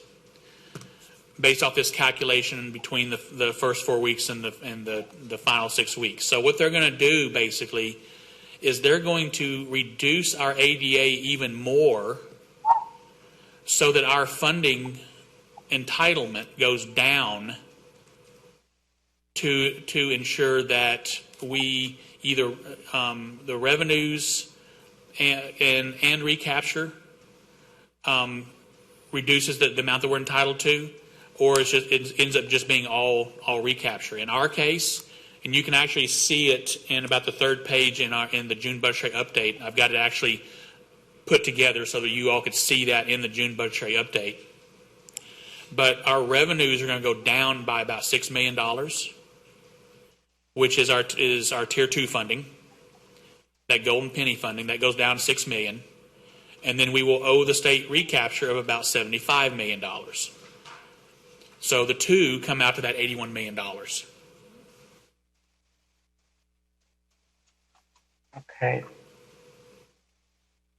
Okay, I think I have it, but I'm making a note of it. But thank you, Glenn, for breaking it down so simplistic. I appreciate it. Yeah, if you go to the packet, the I-7B, you'll be able to see. Yeah, you'll be able to see how that breaks down. I'm a visual person, so. I am. I am too. Thank you.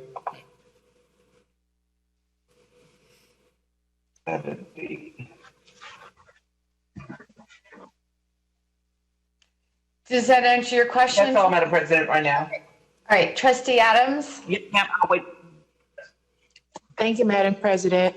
Dr. Lathan, thank you so much for this presentation. Glenn, I want to thank you and your team for all the hard work, because I know you don't like being the mailman right now, having to deliver the bad news on where we were a week ago and where we are today. So again, I want to thank you so much. But I do have a question for you, Mr. Glenn, is that based on everything that you brought to us tonight, everything that's documented, the golden penny, the no raises, the current budget right now, because I can only reflect to last year. And I'm going to say it again, I'm going to record again like I did last year.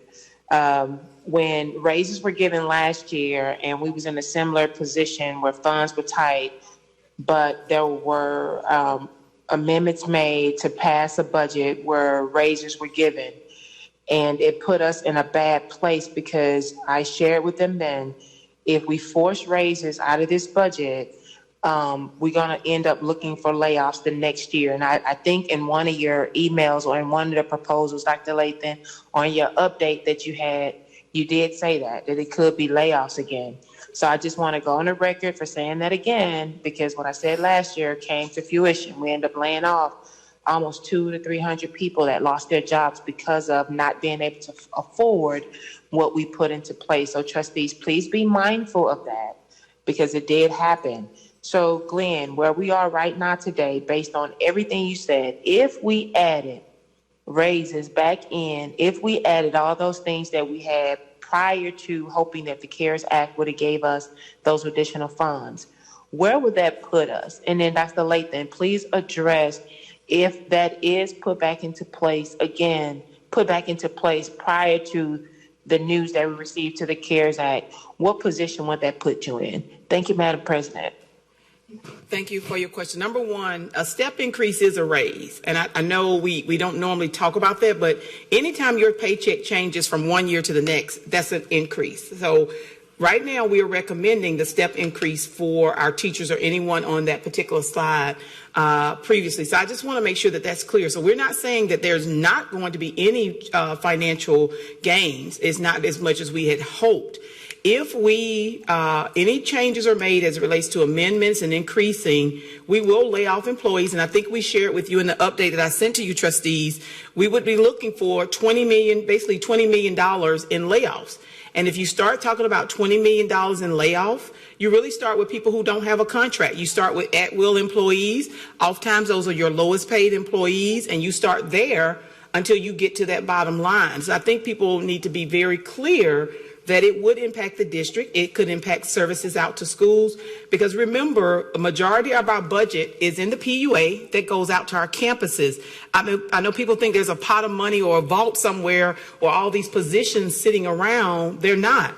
We have chosen to continue to pay staff, and we took hits in nutrition services even this spring because we felt it was important to feed families and to keep people as whole as possible. But any changes to this recommended proposed balanced budget could impact us not only for 2021, but for years to come. And I go back to what Trustee Villaseca said, as we think and look ahead, and that's what we're doing as a team. We're not just trying to live and get through 2021. We're trying to get through the next 3 to 4 years as a district and come out of this financially whole. Chief Reed, anything else you want to add? No, I think that sums it up. You've listened to me.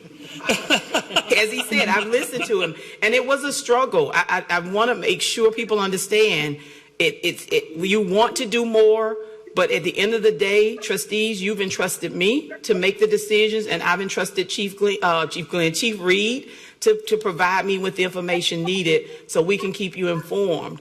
But I have to also caution you that any changes will hurt us long term. And this is not just changes made, if you make possible changes next week, we're still dealing with changes over many years. And let's go forward and make sure that we don't hurt and damage our children who at the end of the day benefit from the services that they receive.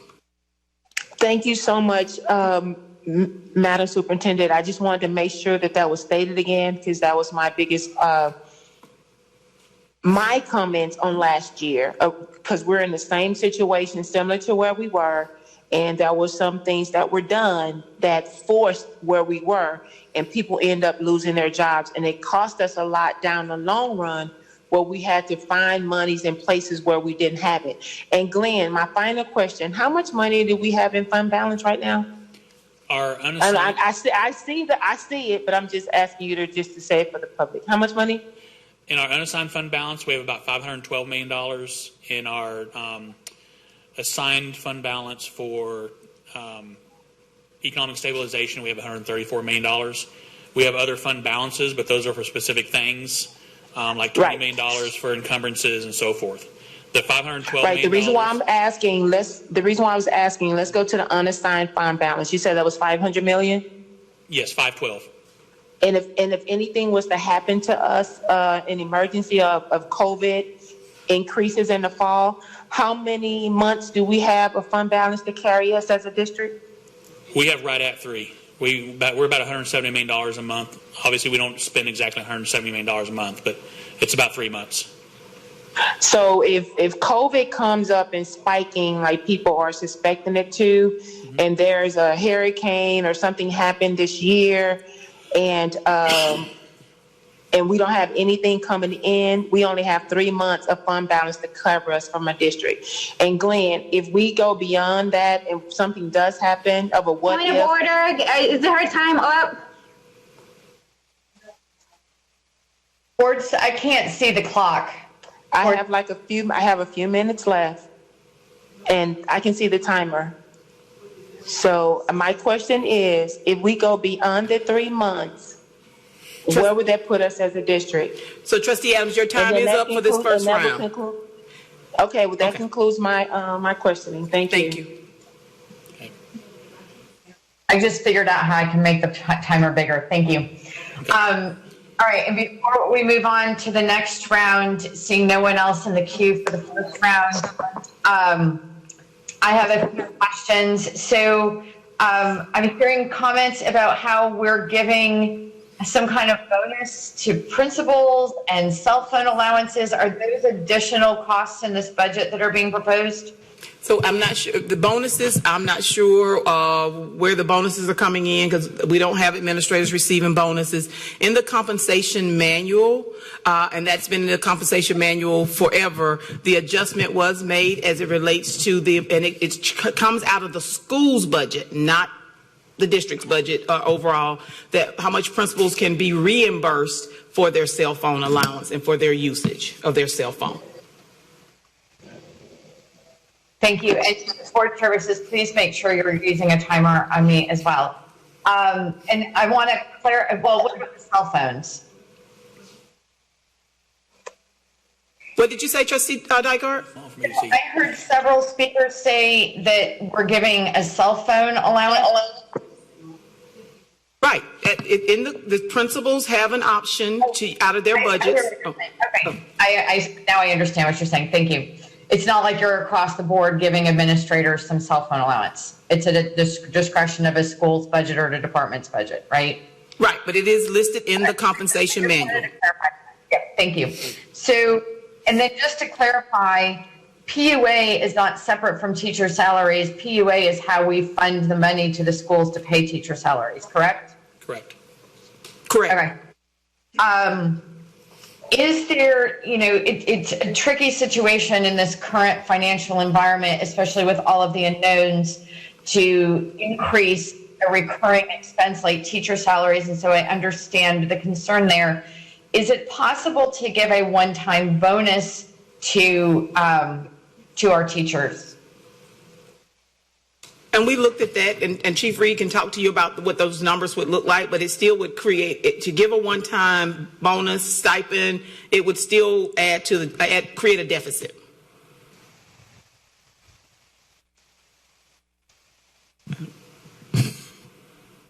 Okay. Can our fund balance be used to cover COVID expenses? It will be used. Okay.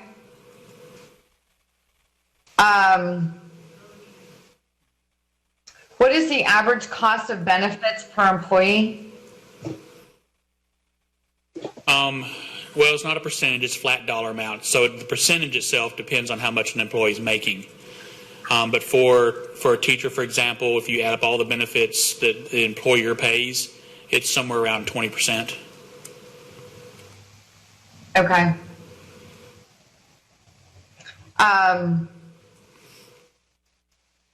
That question has been asked. Do we have, I know you said in your presentation, no cuts for 2021, but is there been any chatter at all about what the landscape might be and that legislators are talking about or the governor is talking about for the next biennium?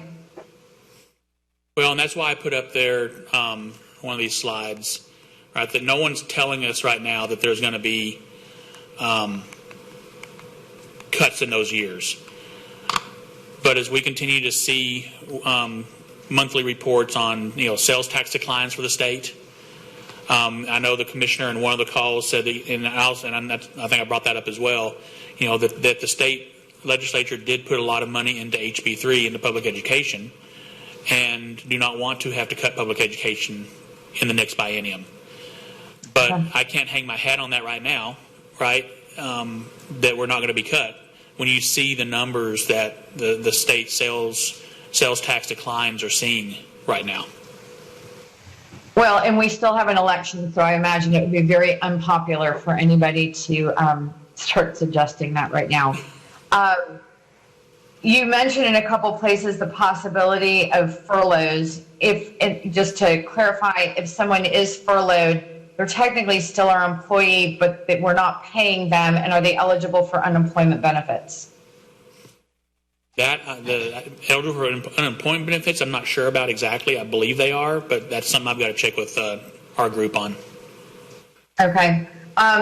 Regarding the CARES Act and our ADA, and this is kind of a question, but kind of a comment as well. It's feeling a little like that's convenient accounting. Is my impression off base? Convenient accounting as far as how the state does doing the adjustment? It just seems very convenient that it all works out the way it does, that they don't have to give us any money.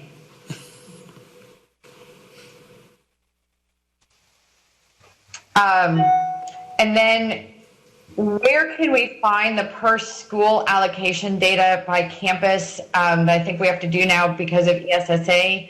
And does admin do a resource allocation review of campus budgets with principals? So if you actually look in the budget book, it's on the right-hand side, probably about 2/3 down the way. There's a box that shows the per pupil allocation based off of when we do what we're doing now. Right, that's a snapshot in time. The per pupil allocations that are going to show the local, state, and federal, those will be on the federal reports. If you go out there and look at them right now, the federal reports on TEA's website, I can't remember how far down it is. It's kind of hard to find. I think it's number 4 or 5 in the list. But it says that the per pupil expenditures will be updated by the end of June 30th, 2020. So the state will update that based off of PEIMS submissions. So the actuals will come from the state rather than each individual district putting data out there. Okay, thank you. Trustee Adams? Thank you. And the timer is so small, I cannot see it with my glasses on. So I apologize. What you can do, no worries. I just have one question. You can pin it and then it gets big. That's what I've done. Well, yeah, I already tried. I'm on my cell phone. I'm not on my my stuff upstairs because I have to sit in a comfortable chair. So I'm sitting downstairs. So I have a question for you. Mr. Reed, just to go back to my previous question, if someone would please, Madam President, whoever, just let me know what time I have. Mr. Reed, going back to my former question about with the fund balance that we have remaining, if anything happens in the case that of an emergency and we go beyond that 3 months, where does that put the district if we go beyond the 3 months and we don't have enough fund balance to carry us that 4th month? So right now the district is okay, especially because of that $134 million one-time funding we got last year from Harvey. All right.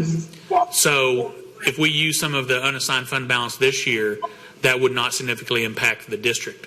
As we start over the next biennium at least starting to tap into those dollars. Once those dollars, if those dollars ever went to zero, then if you start to go below the 3 months operating, then what you risk having to do in the fall, usually closer to like December, is to borrow money for 30 days to maintain payroll until your tax dollars come in. But we are right. But right now we're okay. Okay, I just wanted to make sure that's clear because that could happen. And my final question is, based on COVID, on everything that's happened within the last 3 months, and you may have said it and I probably didn't hear it, do you know how much money that we have actually lost to the district based on COVID in the last 3 months? Lost to the district? Yes. I'm sorry, I'm not understanding that. Because I know we lost quite a bit in nutrition services. So nutrition is where we've really had the loss because of the revenue loss. As far as the ADA for the district, that's just basically being swapped out with CARES Act money.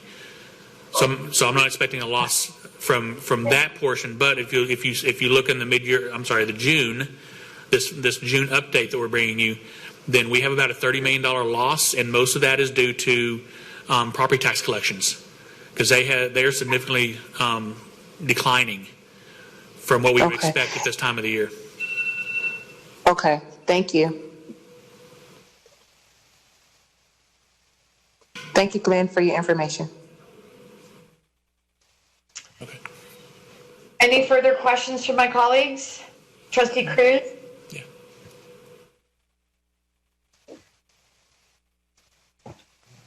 Okay. I remember seeing a chart. I'm pretty sure it was one of the budget slides, and I've gone back to look, and I can't seem to find it, but it shows what percentage we get federal, state, and local, not the one that shows like a recapture. It's like I want to say a super graph. It's in my head. Can you tell me what it is? It's, I think it was the April 27th presentation. April 27th. Okay. I'll go back and look again. I could have sworn I kept checking. Okay. I have a couple of other questions, kind of follow up the questions from the Q&A portion of budget questions. So there was a question about the speech therapy, or I guess you were talking about the speech therapy stipends. And I know that we approved a budget amount for virtual speech therapy. Was that in addition to speech therapists, or that's in lieu of speech therapists? So are you referring, Trustee Cruz, to the contracted services we have for speech therapy?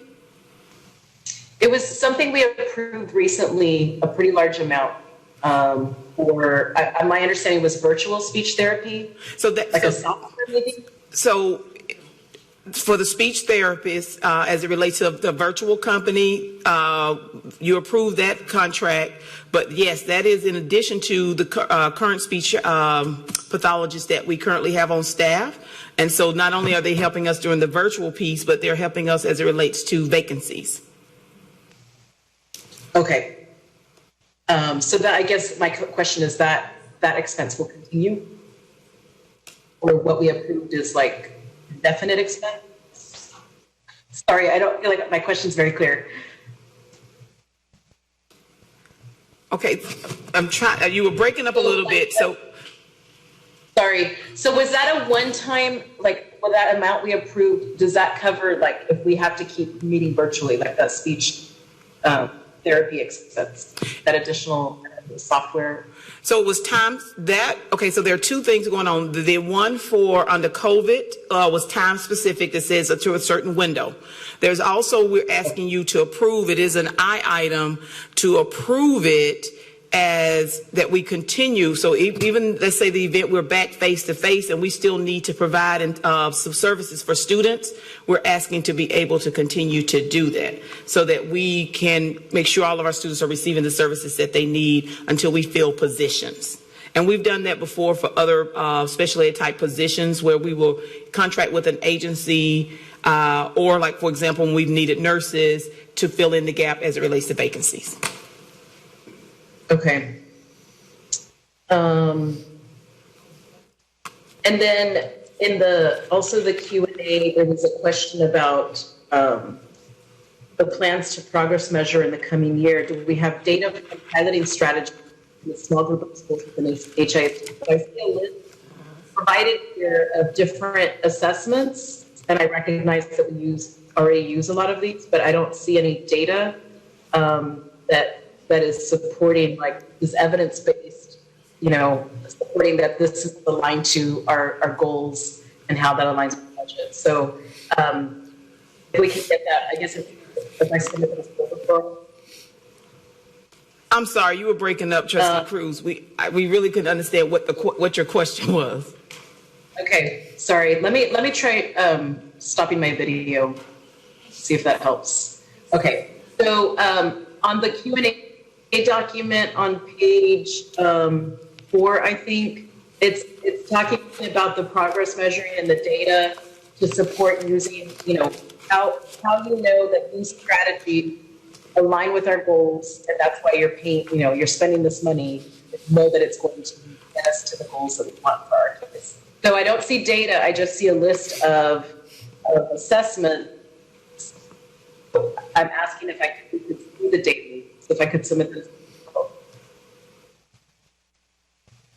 Could y'all hear me? No. Do you mind submitting your question and we can follow back up, or I can call you afterwards and get some additional clarity, please?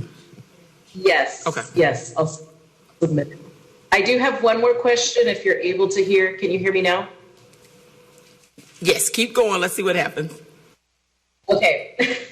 So in the previous proposed teacher salaries, in order to balance our budget, I think it's 16 million is what we would need if we were going back to the proposed teacher salaries. Is that correct? Mm-hmm.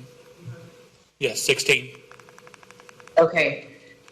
So I'm going to ask a question. I don't mean this is a trick question, but if you could cut from somewhere else, like you had a magic wand and you could cut something, maybe there would be negative consequences. What would be, what comes to mind? And if you don't have the answer right now, that's fine. You can email it to me or put it in the next Q&A.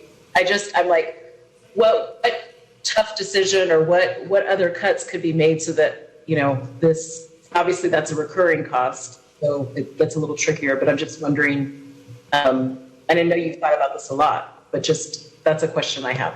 Well, yeah, if you remember back, I think it was 1 or 2 presentations ago where I showed you all a chart that showed, what's in schools, what's in departments, what's in district-wide.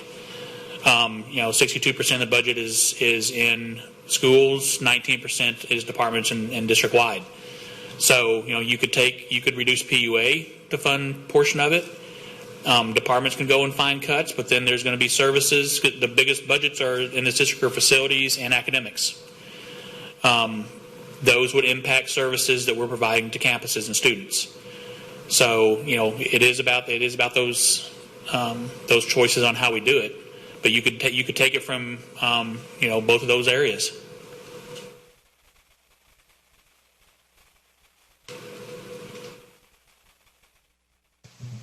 Okay, thank you. Trustee Sung?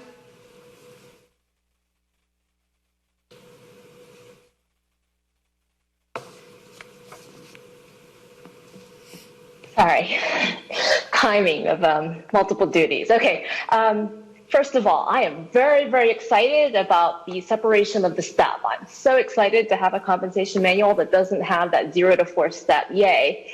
Okay, second of all, since Trustee Santos keeps calling this my proposal, then I might as well define it, I guess, right?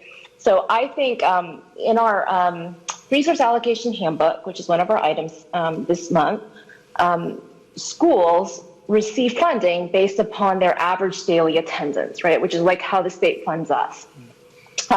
This has always benefited schools that work really hard to get their attendance up, and it hurts schools that struggle with attendance, right? So there's an equity issue there. This year, I think there's also a public health issue, right? I think incentivizing schools to prioritize students coming to school when sick is not the message we want to be sending. So my question, Dr. Latham, is do you have any concerns if instead of funding schools based on the individual school's ADA, like an elementary school would be funded based upon the average ADA of all elementary schools, middle schools, the average for all middle schools, high schools for all high schools. And I guess you'd have to make a call about the K-8s and the other the 612, et cetera. So Dr. Latham, what would your thoughts be on that? Yes, we have concerns. Chief Reed, he's beat me to it. I'm going to let him speak on that. But also keep in mind, we do not know what the criteria is going to be from the state also. I just want to make sure as you think about it, but we have concerns with what you've proposed. I'll let Chief Reed share with it. That was his response. And also, trustees, you received the response back as it relates to this on Monday, June 1st at 4:54 p.m. Yeah, what page number is that, Dr. Latham? It was a referral so it came in as a referral. So Janet Conroy emailed it to trustees on Monday at 4:54 p.m. Yeah, so, and I thought I'd printed off that document. I don't have it in front of me, but it is a board referral, and it did show you how many campuses were going to be by level, I believe it was, how many campuses would actually lose funding, and how many campuses would gain funding. So it does take away funding from some campuses. Just looking straight up the numbers, you can't exactly tell what that impact will be. There it is. Thank you. Yeah, so on the elementaries, there would be 132 elementary schools that would actually lose funding. 34 would gain funding, and 11 would stay the same. Middle schools, 22 would gain, 15 would lose, and 1 would have no change. High schools, 26 would gain, 12 campuses would lose. And then we have some multi-levels where 1 would gain and 5 would lose. So there would be, in total, of the 259 campuses that we have on PUA, 83 campuses would gain, 164 schools would lose, 12 campuses would have no change. Okay. Yeah, so I understand that there would be an impact on campuses, but Dr. Latham, kind of instructionally, like what would your concerns be? So the impact would be schools would have to eliminate position. I mean, if the schools, based on the projected budget that we've presented to schools, and as they've built their budgets, they would have to go back. So those 30, how many say, 100 and something campuses that'll lose, just go with elementary. They would have to make budget adjustments, and that could mean possibly more than likely reducing positions. And so it would impact instruction.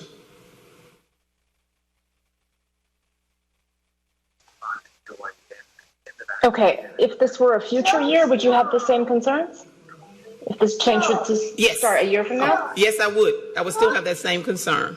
Because you remember, we are still a district that needs to continue to meet the needs of all of our students, continue to focus on our underserved campuses, and still move schools to really a high C or B or better status.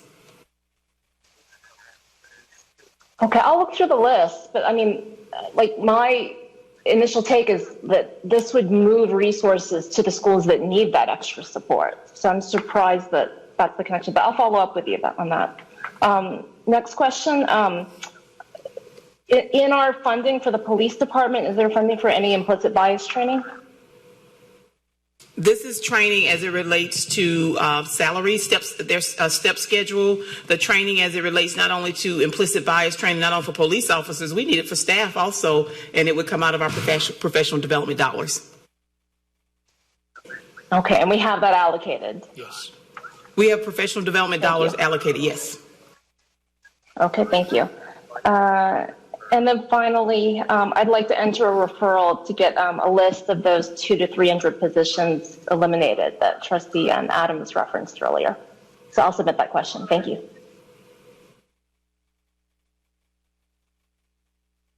Can you repeat that, Trustee Song? I apologize. We all are looking to, we couldn't understand what you were saying at the end.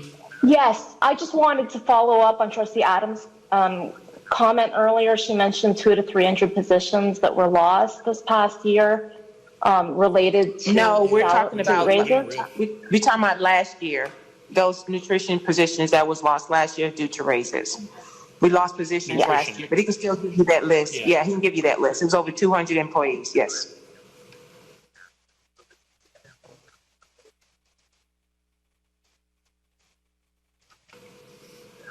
Those are all my questions. Thank you.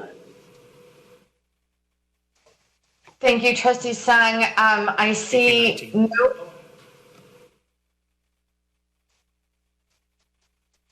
no further trustees in the queue with questions. I'm going to again reiterate, this is our last budget workshop before we vote on the budget next week. If there are further questions that trustees have in order to feel comfortable with this budget next week or not, please send further questions to the administration. And Dr. Leapen, if we send you any, we wake up in the morning or the middle of the night and have another question, if we send them to Ms. Trin by 9 a.m. tomorrow morning, will we get another will these budget questions be included in a budget Q&A document or with the regular meeting Q&A document? It's an addendum to the Q. You still will receive it by Wednesday morning of next week. Okay, so any further questions board members can send before 9 a.m. tomorrow to Ms. Trin, and the administration will then give us those responses in this Q&A document, which is publicly posted on the same place as our agenda is, and that you said will be sent to us by Wednesday. Point of clarification, Madam President. Yes, Trustee Adams.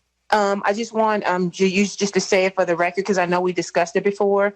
Since we are in the budget cycle, if anyone have any proposed amendments, so won't be any surprises at the table, what is your wish as the president of the board moving forward with that? And I see actually we have two more people that jumped into the queue. Okay. So, and I actually wouldn't mind if legal wants to chime in on this as well. I think we shouldn't be bringing amendments that the administration can't give us an impact analysis of to the table. And so my recommendation would be that actually, Lisa, would you please chime in, or David, chime in on, or Granita, like what sort of time frame should we look at for in process that trustees who want to make an amendment can get a response from the administration on impact, and that board members can see it in writing before we're sitting at the table? It will still be a part of the Q&A document on Wednesday morning, but I want to share with trustees, this is our recommendation, and it's after months of discussions with trustees. So I do want to make sure I'm on the record saying that very clearly, but it will not be before Wednesday morning. If there are additional questions that come in, and if there are questions that have already been answered through the Q&A, we're going to just copy and paste and send them back out again. So, legal, if a board member has a suggested amendment, can they submit that? I mean, my thought is for them to submit that to the administration through the Q&A document process, so that the whole board can get an impact analysis from administration before we're being asked to vote on any possible amendments next Thursday. If that is the desire of any trustee to even bring something forward. I just want to make sure we don't wind up in the place that we have at the hearing from my colleague, that we wind up in the place that we were last year and 2 years prior to that. We should at least make some educated decisions on impact if we go down that path. Thank you, Madam President. So if legal wants to chime in on that, please. David, you're on mute. Oh, I'm sorry, Madam President. I'll speak to it, and then Lisa may have a comment. You do not have in policy or in board operating procedures a so-called budget rule. Some bodies do, like the legislature, for example. You do not. I do believe it is good practice, as you suggested, that if trustees know amendments, that can be submitted through the portal ahead of time so that appropriate analysis can be done. That will help trustees make informed decisions on the amendments when you consider the budget next week. you can make that as a suggestion. You don't have a rule or a policy or procedure that would require it. And the other thing I always want to add is be very careful. I mean, we talk about this regularly. Make sure that there is not inadvertently an exchange or a deliberation. Let's don't have a discussion of those amendments prior to the board meeting. Also, David, would you share what you're hearing across the state from how other school districts are also approaching their budgets this year based on your work with other districts? What I'm hearing is very similar, Dr. Lathan, to what you and Glenn are hearing. A lot of uncertainty.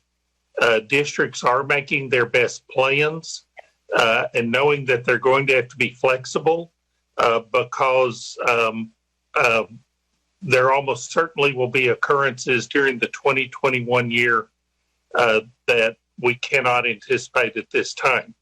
I've talked to many districts that are being very cautious about increasing expenditures, including in the area of compensation. There are a few districts that or some districts that are making some modest increases in salaries, but I'm hearing from many that are not for the same reasons you have discussed, and that's thinking not just 1 year, but thinking multiple years into the future. The biggest uncertainty that I'm hearing right now revolves around ADA because so much of the funding is based on ADA. And to be very clear, there's not a statute that controls this, but it is functionally a rule adopted by the commissioner. The Student Attendance Accounting Handbook is adopted annually by the commissioner as a rule, and it contemplates funding based on seat time. The commissioner did waive some of those requirements for the 2.5 months here in the spring at the end of the 2019-20 year to provide districts flexibility so that districts could shift very quickly into online, distance, or some type of remote learning other than in classroom instruction. That provision has not yet been waived for the 2020-2021 school year. So even as districts are putting together operating plans that contemplate maybe a blend of in-classroom and distance or remote learning, the rules by the Texas Education Agency do not yet make clear under what circumstances you would receive funding. There are various surveys being done. Some of this information has been made public. Some of it is still in private polling, that there is a significant number of families who at least have some concern or caution about returning to school immediately on an in-classroom basis and may adopt more of a wait-and-see attitude. So I think, Dr. Lathan, y'all are hearing the same discussions. You're trying to make the same informed decisions that I'm hearing from other districts. But the biggest uncertainty around funding is the need for flexibility to operate either on a remote or an in-classroom setting or in a combination, because you may have to shift back and forth during the year. And at least as we sit here today, I don't believe the Texas Education Agency has made the necessary waivers for next year to give districts that flexibility. So that is a fairly urgent issue that I know is being discussed with the commissioner, but that's what I've heard. Thank you, David. I would also like to recommend, I think we should not be waiting until the day of if there are any problems with this budget for trustees, and that if we have to add another budget workshop between now and next Thursday, if somebody thinks that that this is just a completely unacceptable budget, because we need to, just so people also understand, we do have to pass a budget by the end of the day on June 30th.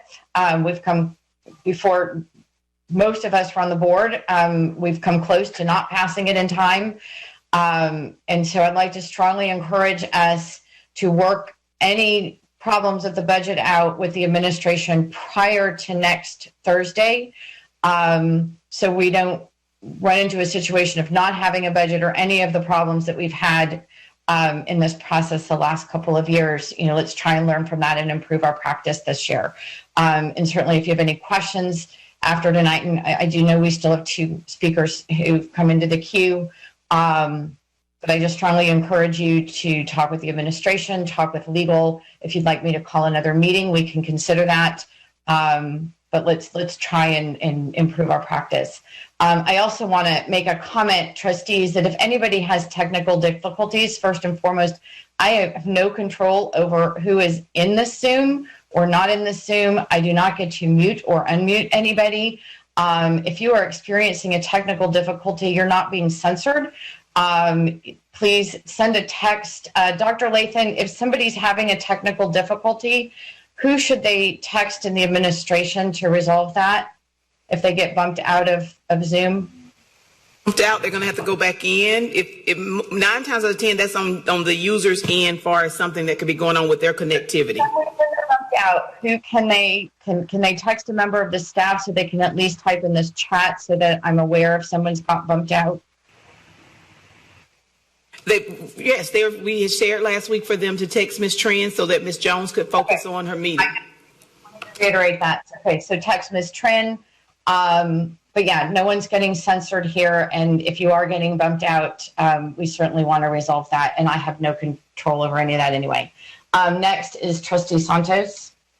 President Dygard, if I could just add one thing with respect to your comment of potentially being the board's desire to add a workshop between now and next Thursday. If that is the board's desire, we've got a small window to do that because we obviously would have to post notice of that workshop. And for most of those days between now and next Thursday, that would mean posting by Friday. So I just wanted to just bring that to everyone's attention, that timing. Yes. My point is we need to resolve this tonight. This really is our last opportunity to work these things out if there are any problems with it. Okay, Trustee Santos. Thank you, President Dygard. And yes, I would like an additional board workshop to better understand the CARES Act and also for Trustee Sung's proposal, because again, it wasn't in the Q&A. I know I'd gone over it and I didn't see it. But my question or point of clarification is that the policy last year indicated that there would be no layoffs. So back to Trustee Adams' point, there were no layoffs last year. And if there had to be layoffs, that would have had to gone through the board. Number one. Number two, I know Fort Worth is giving their teachers a 2% pay increase, and that's with the breakdown of the CARES Act. And I don't know if anybody knows that what Dallas ISD is doing. I thought they were giving an increase as well. But I feel like there's still things that we can go over that's fine-tooth comb if we have to change the compensation manual to find extra dollars to honor our teachers who have given everything that they have these last couple of months to respect and honor our kids, our students, the most important thing. Then that's what we need to do. Additionally, Trustee Sung's proposal with the redistribution of money, yes, we're going to give the money to the most needed schools that need to focus on instruction. Anyway, that's all I wanted to say. But yes, President Dygard, I would like a better understanding the CARES Act, what Mike Morath has said, and additional information on year-round school, please. Thank you. So what my preference would be is for us to get those questions asked tonight then instead of having another budget workshop. Well, I plan on moving for an amendment forward, so I'm going to run that by y'all. I have to sit down and find some time to do some homework since we can't get a full understanding of this budget. So, if we don't get it done, President Dygard, I will be bringing an amendment forward. So this is the budget that the administration has presented to us. The administration cannot make a change to this budget between now and next Thursday because it's what's been presented in the paper. So if there is something that, if board members still have questions about what the administration has put forward, if you have a question right now, let's address it. We can go another round here. We can continue the conversation tonight. I would like to find $24 million because for the last 3 years, this administration has brought a budget forward that's not transparent, that says that they can't find step increases that are not raises, but we get it done. We had no layoffs last year. That was a lie. So I'm sorry. Like, bring that forward, and then you'll have a happy board member. So that's what I'm asking. Thank you. We just let them escape. So are you wanting to ask questions about the CARES Act and recommendations from Commissioner Morath tonight? Or are you wanting to... Well, I mean, we still have, how is year-round school going to impact the budget? And that's what Commissioner Morath is now proposing that we do. That is what he is pushing, number one. Number two, we don't have a breakdown of the CARES Act and how that money flows through the Texas state government, or TEA. We know that they want to push them towards charters and towards private schools, but is that really what the recommendations are? I'd like to see a workshop on that and how to best allocate our dollars, our taxpayer dollars. So, Dr. Lathan, do you have an answer to either one of those questions tonight? And if you don't have an answer to either one of those questions tonight, are those, especially as how the CARES Act flows to us, will that have been decided and given to you by TEA before next Thursday? And as for the possibility of year-round school, what I'm hearing a question from my colleague is, what are the budget implications on us from year-round school? Did I hear that correctly, Trustee Son? Trustee Dygard, so Chief Reed shared with information starting on page 4 as it relates to the CARES Act and the information that we received as it relates to the year-round proposed calendar that was shared with you on last Friday and today. Trustee Sung actually asked that question earlier. We said that it would still be within the teacher contracted days, so there would not be an additional cost because teachers would already be on duty during that time. But as it relates to the CARES Act, that starts on slide 4.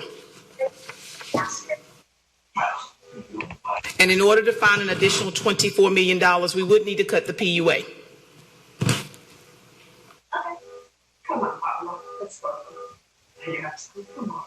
So Dr. Lathan, do you anticipate additional information between now and next Thursday per Trustee Santos's request for, like, if we have a workshop about the CARES Act, would you even have any additional information by next Wednesday that you don't have today to address in that workshop? No, ma'am. There's no additional information to provide. Okay. And nothing on the compensation study yet that was proposed a year ago?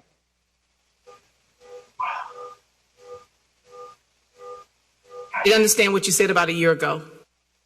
I said the compensation study that we were supposed to have for this budget workshop.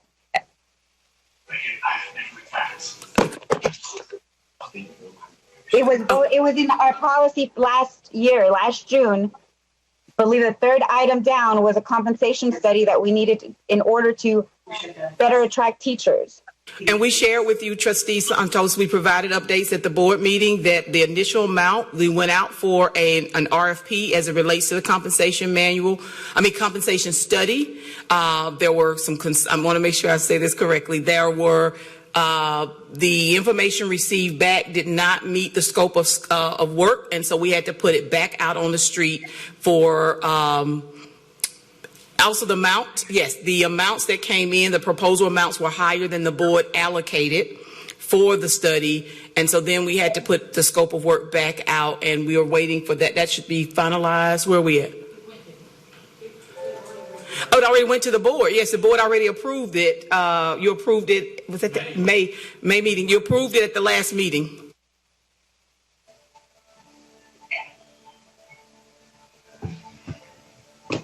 Trustee Santos, does that answer these questions? We're going to go another round. That's fine. It's not going to get answered. Another round. There's interest from trustees, and I think this is an important enough thing for us to make sure we're getting every question answered tonight before next week. Okay. Trustee Bluford Daniels. Okay, here's the deal. Now Thank you, Madam President. I'm still putting this all in perspective. And I remember when we talked back in February, the budget meeting, one of the things that was discussed is the continuation of ask for the various, for things in the district, and that we would, as we continue to ask, then we would end up losing something. That stayed with me. And I say that because with us in the situation right now with the COVID, and thank you, Dr. Lathan and staff, for carrying the 200,000+ kids on your back these last few months, and getting them fed and nutrition, etc. And with that concern, because we are still in COVID, my concern is what we're going to look like with the beginning of the school years, as far as social distancing is concerned, transportation, food services, all of those things, equity. I heard somebody mention equity earlier. And going into the school year, going back to the February meeting, not expecting something as atrocious as what we're going through right now, I could not help but remember that part of my conversation, my comment was in one of the previous meetings that we could expect to incur additional cost. Now, someone mentioned we've had to buy thousands and thousands of pieces of technology to be able to accommodate the children during this pandemic.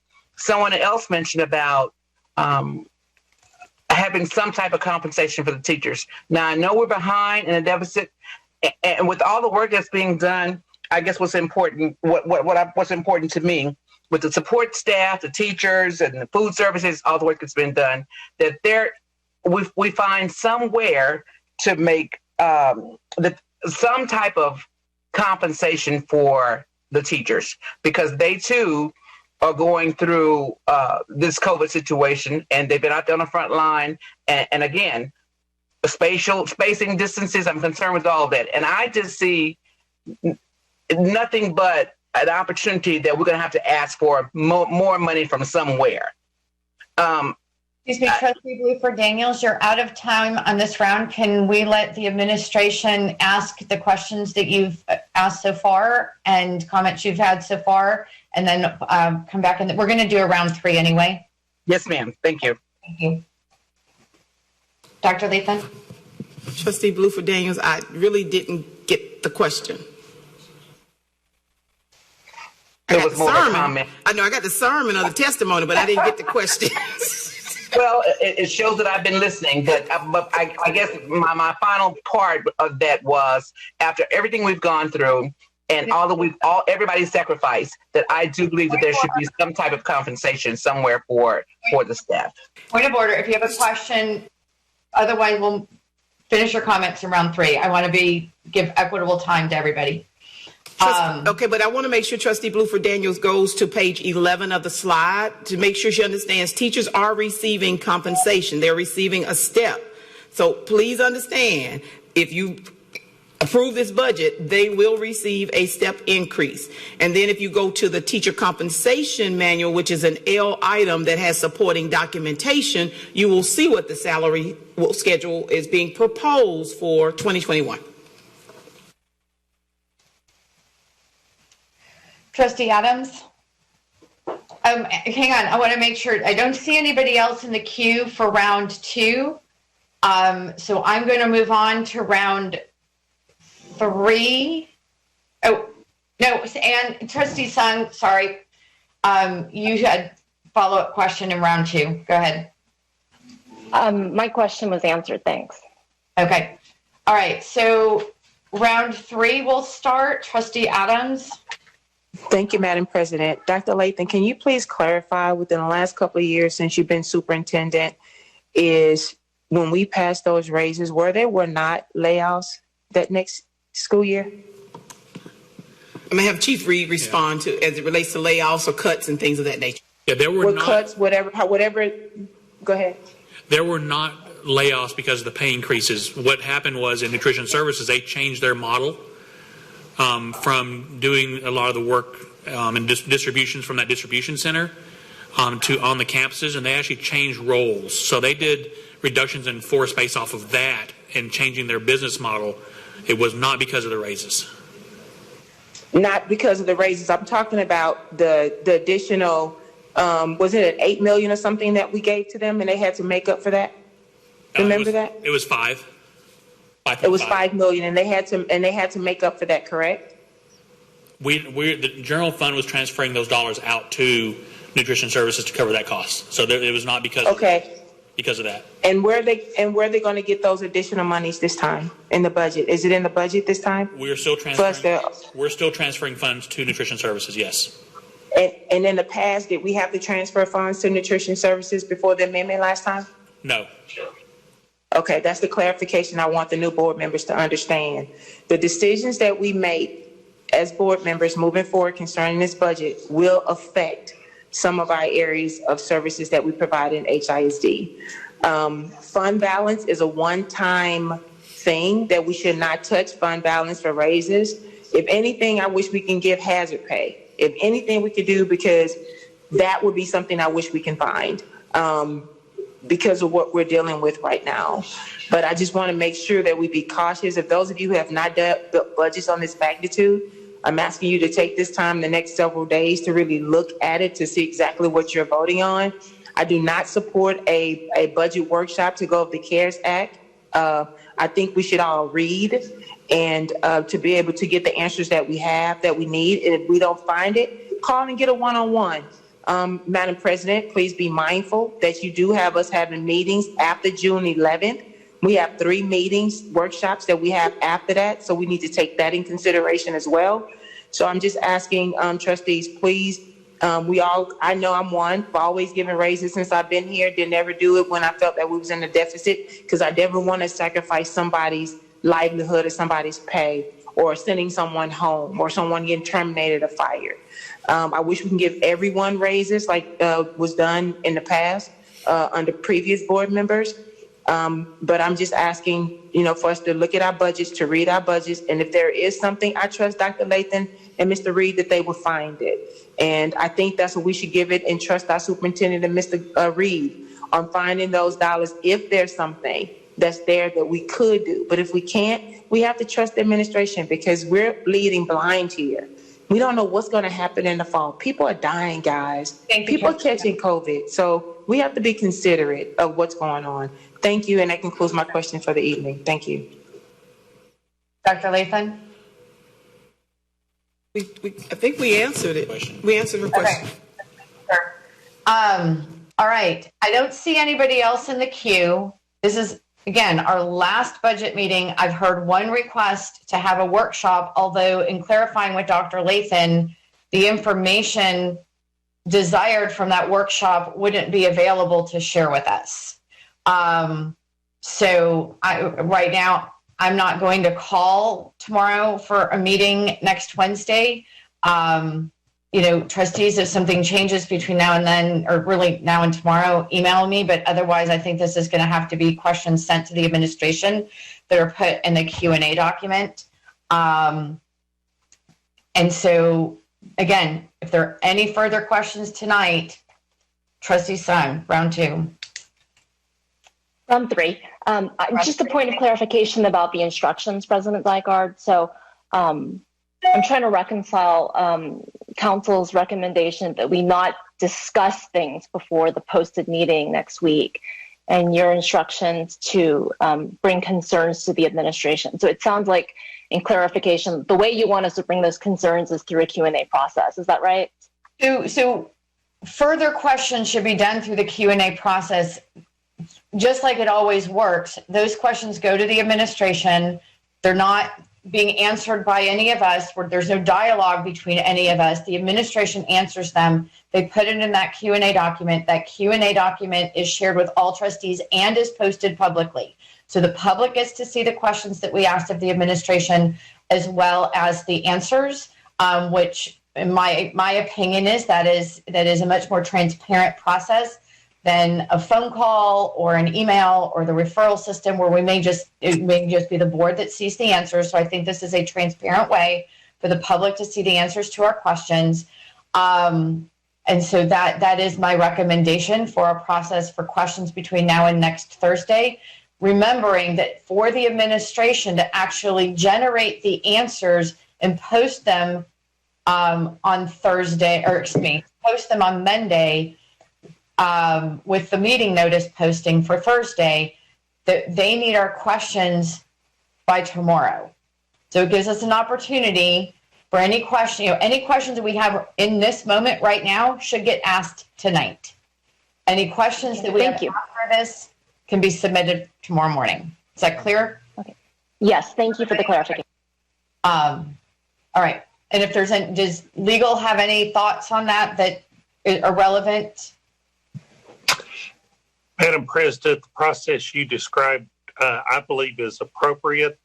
What I was simply cautioning the board about was follow-up dialogue or deliberation between the board members. We know the board's being very careful about Open Meetings Act requirements, and so it was just a reminder about that. But the process you described, where individual board members send questions to the administration simply provides the information in a public manner so that all board members and the public can see the information, but there isn't then discussion about that information until you get to the board table, I think is perfectly appropriate.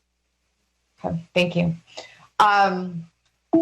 Trustee Santos, followed by Trustee Bluford Daniels.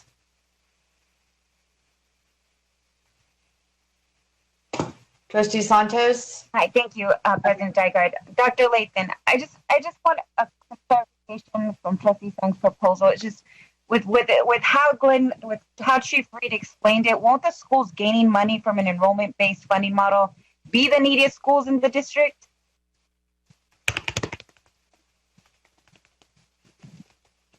Are you referring to the question that was sent in, Trustee Santos, that he broke down based on the number of schools would lose and gain? Yeah, and Chief Reed said that he would give us a breakdown later of the schools who would be receiving what based off of the enrollment funding. But my question to you is wouldn't the schools that need it the most be receiving that funding?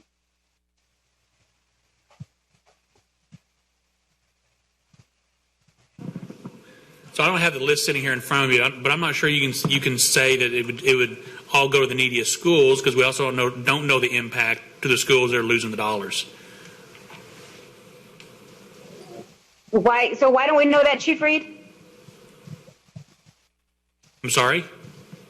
I said, so why don't we know that?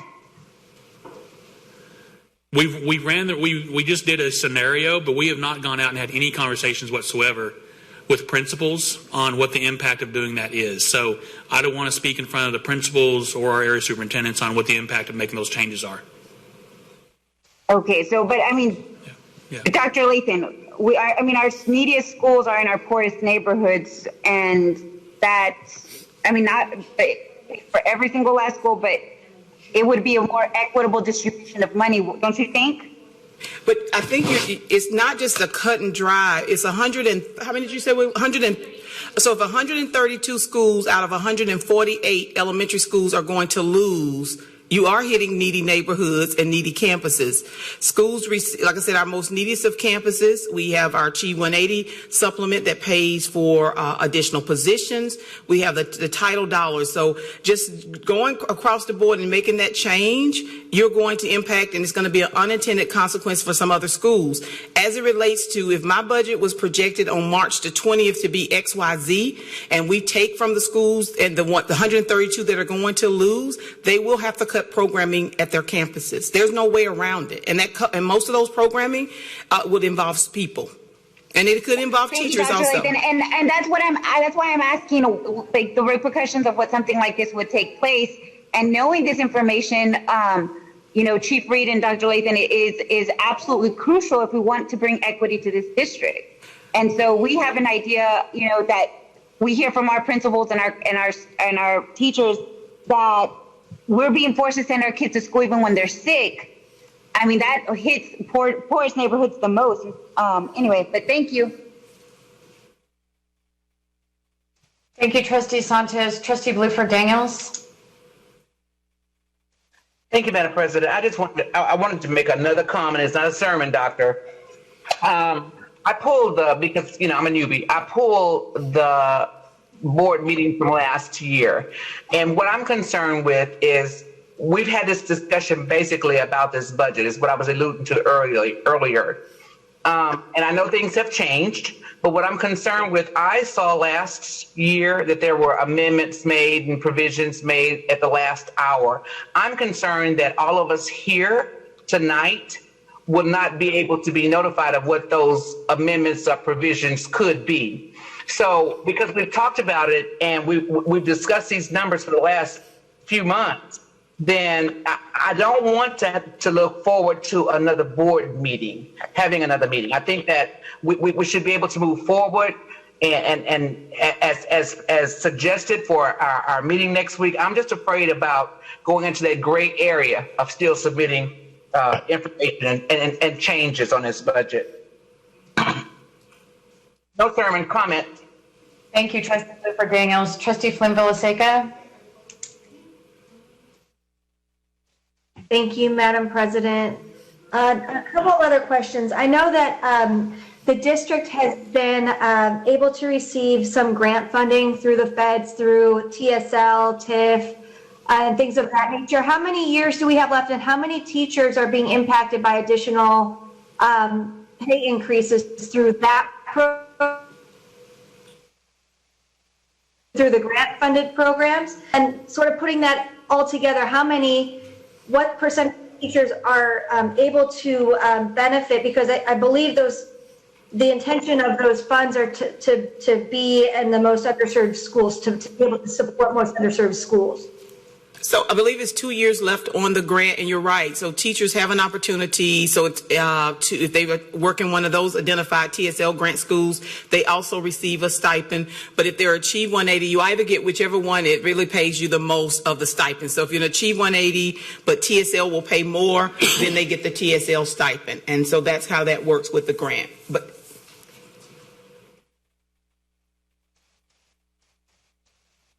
okay, so the numbers are in the referral. Trustee Villaseca, we did answer that in the referral. I think you sent in a referral for that, so that was responded through via the referral. Okay. Do we have the number of teachers that are impacted by that? Positively? We'll have to go back and look up the referral or the Q&A, but we did respond to it because Chief Dimmitt was just correcting me on that. So we'll have to go back and find the answer in the referral or the Q&A. Okay, thank you. As far as I know that we've had discussion around tech and Wi-Fi needs, and it sounds like they're not accounted for right now, and we're probably going to get some reimbursement for what was up through May 20th. Do we have what should we be doing? I mean, we're going to get some kind of an amended budget, right? But what should we expect then, and how are we going to be able to afford that without having some, CARES stimulus funding to help out with the costs? It would come from fund balance.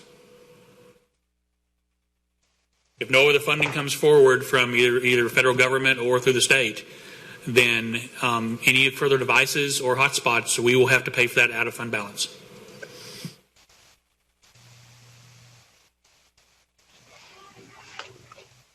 Okay. And then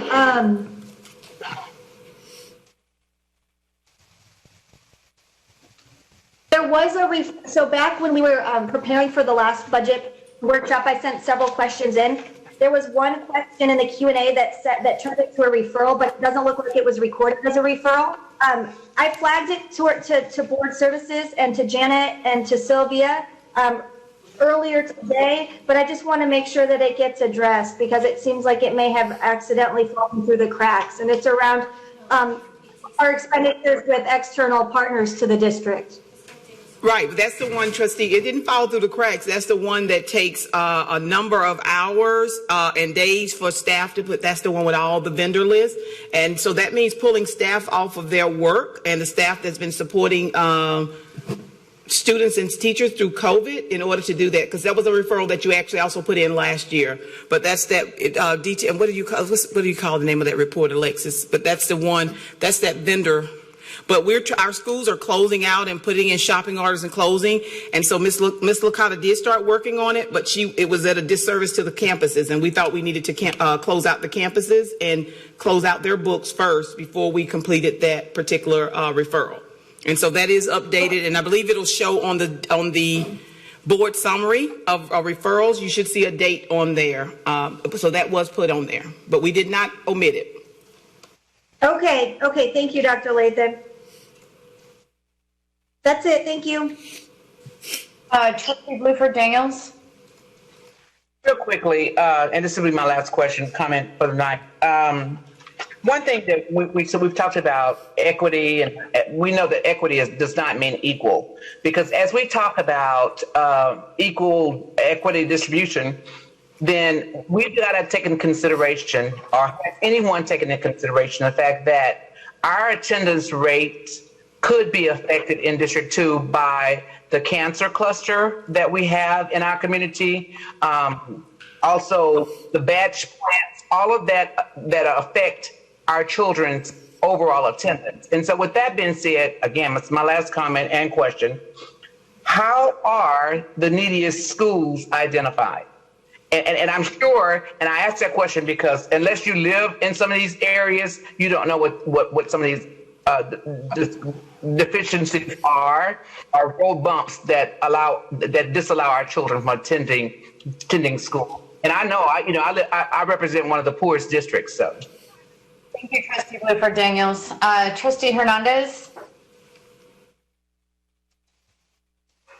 It was a question. Oh, I'm sorry. I had a question. The question was, how are the neediest schools identified? So I know you didn't determine. Dr. Lathan? So schools are identified as it relates to Achieve 180. They're identified based on performance. As it relates to the TSL grant that Trustee Villaseca asked about, those schools were identified based on their free and reduced lunch percentages. So, of course, the higher the free and reduced lunch percentages, those schools were then placed in when we applied for the grant several years ago. So schools are normally identified based on academic achievement and also their free and reduced lunch status. Thank you for that. But the cancer cluster was just identified last year. Right. We don't calculate in the cancer cluster as it relates to identifying schools. Trustee Hernandez. Thank you, Trustee Dygard. I agree with Trustee Bluford Daniels. Equal is not equity.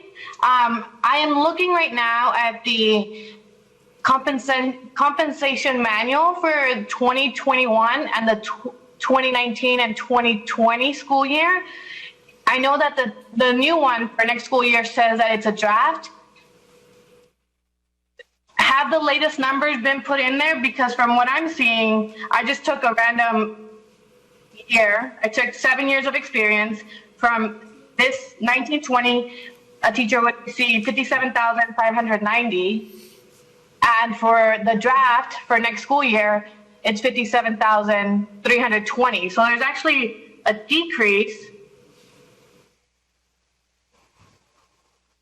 Or no, I don't see the difference, right? I don't see the difference in what we were told that every teacher is going to have a salary increase. I see that there's a difference in the years, in the steps, from 0 to 3 to each year being a different step. So I'm just wondering, is this compensation manual the latest available, or is there a new one available? Go ahead, Chief Dimmitt. Trustee Hernandez, could you start the part where you said you were looking at what year to what year, and then I can explain it? So this current year and then for next year, and I don't see the difference in salaries. So I'm wondering, I have the compensation manual that you provided us. I don't see the difference in pay. Yes, ma'am. It is in draft because it does require the board approval for the budget, but this is the change. So if they were at 4, I'm not sure if you're looking at it right now. I've got it pulled up. So if you were at 5, you're moving to 6. Do you see the move that they're making? They're moving up a year, so they're going up whatever that salary is. And what I can send last year's so you can do a side by side. Is there any difference in the compensation manual? Anything else that's changing from the last version that was sent? Not from the version that was sent, and the changes from last year on that executive overview that was sent with it. So you received, trustees, an executive overview that tells you what the changes were for the new proposed compensation manual. Mm-hmm. Okay. 1 second. I lost mine. Thanks. Okay, you can come back to me. Thank you. You're the last one, Trustee Hernandez. We're moving on. Since somebody else thank you, we're going to move on to progress monitor. You want to send it as a question? You want to send it back? Bring us in when they come.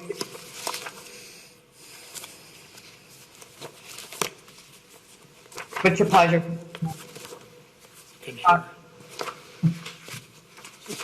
You were breaking up some, Trustee Dygard. So I'm asking Trustee Hernandez, and she is the last one in the queue, if she wants to wait for an answer or submit it for the Q&A document, because the next thing we're moving on to is progress monitoring. Yeah, sorry, I didn't hear that. I'll just submit it. Okay, thank you.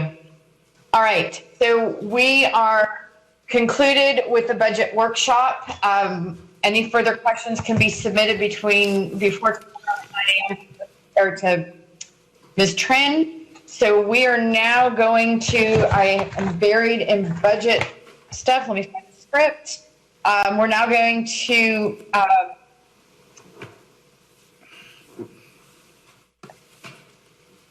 to discuss our emergency board monitoring update, the presentation of emergency constraints 1 and 2 progress measures. Dr. Lathan, we're going to do constraints 1 and 2 progress measures. And then we've got a conversation about possible action on constraint 1, progress measure 3. So let's do constraint 1 and then ask questions about that, and then constraint 2 and ask questions about that. Does that work for everybody? All right, Dr. Lathan? Yes, thank you, trustees. I'm going to have Dr. Matney go through the presentation as it relates to the constraints. Thank you.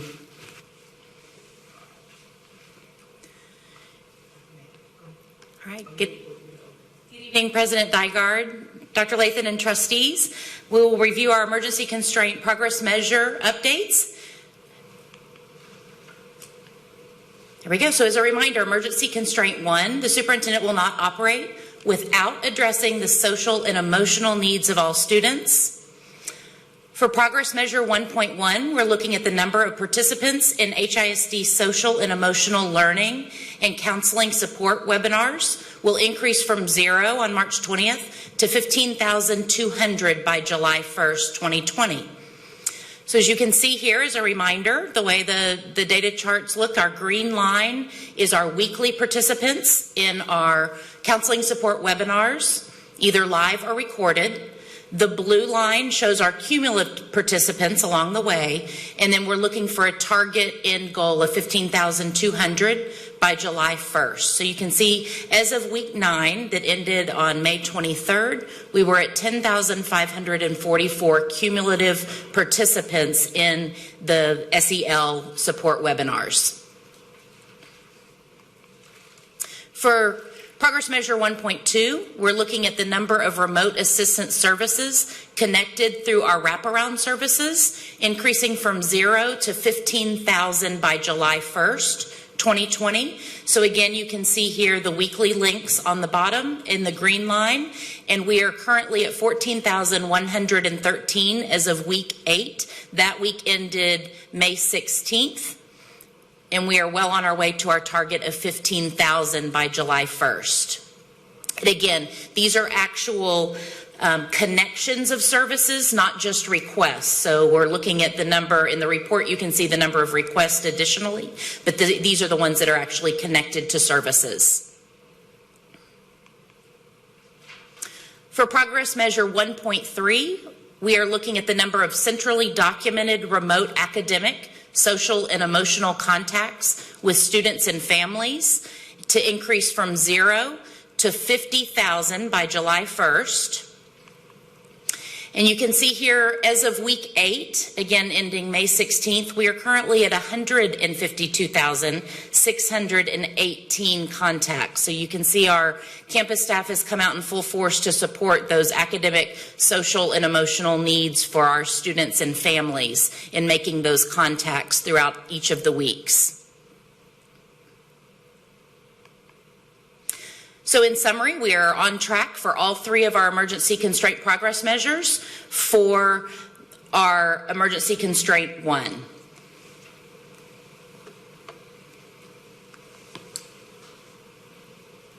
Thank you. Before we move on to emergency constraint 2, I want to open it up to questions from my colleagues. And we're going to do this a little bit differently this time.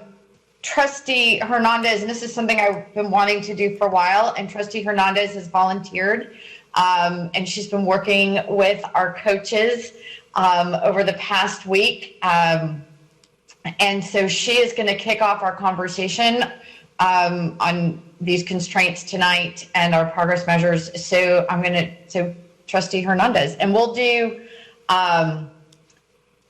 2 rounds on this, and then and same with the second one. Doesn't mean you have to talk, let's be mindful of time. Go ahead, Trustee Hernandez.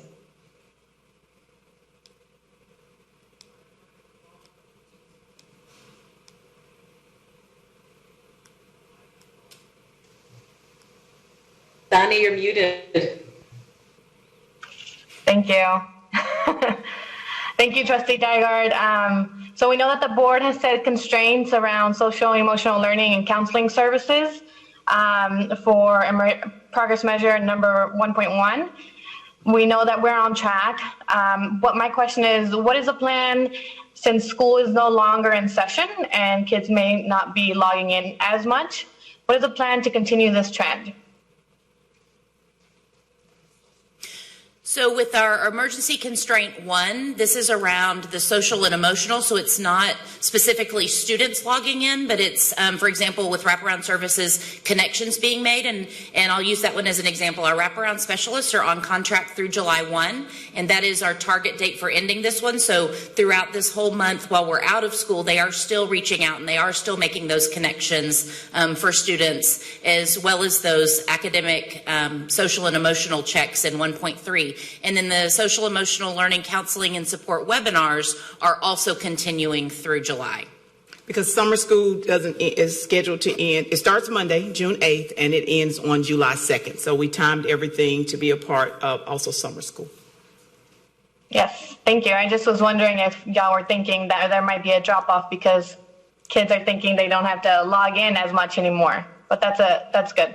You answered actually my second question, which was our wraparound specialists on a 10-month contract, or when does their contract end? Just because we know that they are spearheading some of this webinars and getting the message out to our students. Is it the same for our counseling, for our counselors? Are they on the same July 1st timeline? June 2nd for our counselors. That's why when we wrote this particular goal, I think we included several different types of positions to be able to, once one position or a group of employees, their calendar ended, we still had some other employees taking care of providing that support. Thank you. Those are all my questions. Did a great job of answering them before I even asked. Thank you, Trustee Hernandez. Any other questions from my colleagues about this report? If not, we can move on to the next report. Trustee Cruz. Thank you, Dr. Matney. So sorry, I'm like toggling between two computers. And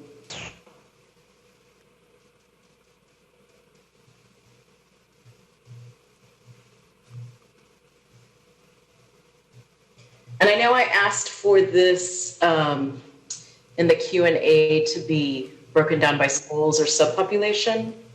So the answer was, so it looks like you can break it down by subpops, but not by school. Is that correct? Which one specifically? The counseling checks, the 1.3? And the 1.2 as well. So 1.2 we can separate out because we are actually tracking individual students through 1.2, whereas 1.3 is only the aggregate at the campus. So that's why there's a difference in those two. Okay. Sorry.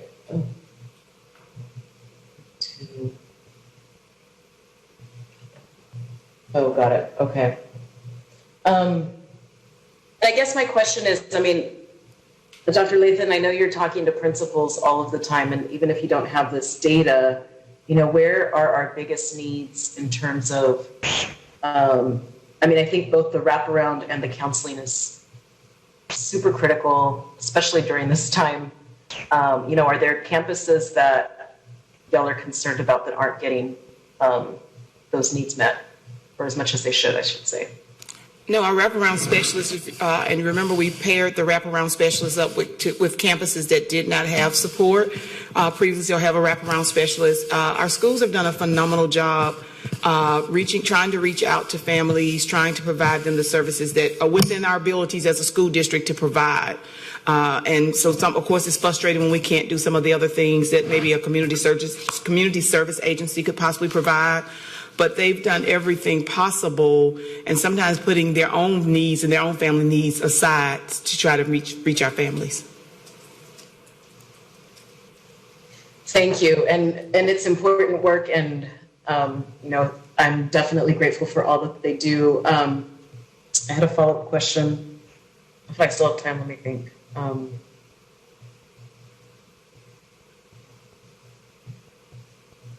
can't remember. Come back to me. Trustee Sung. Thank you very much for this presentation. Are these webinars being offered in Spanish or in other languages?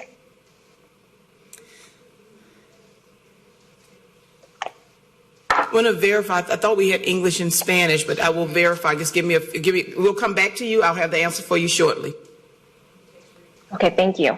On page 27 of the packet in the report, page 5, it says there's a plan to examine extending the webinars past August in mid-June, and I just didn't understand what that meant.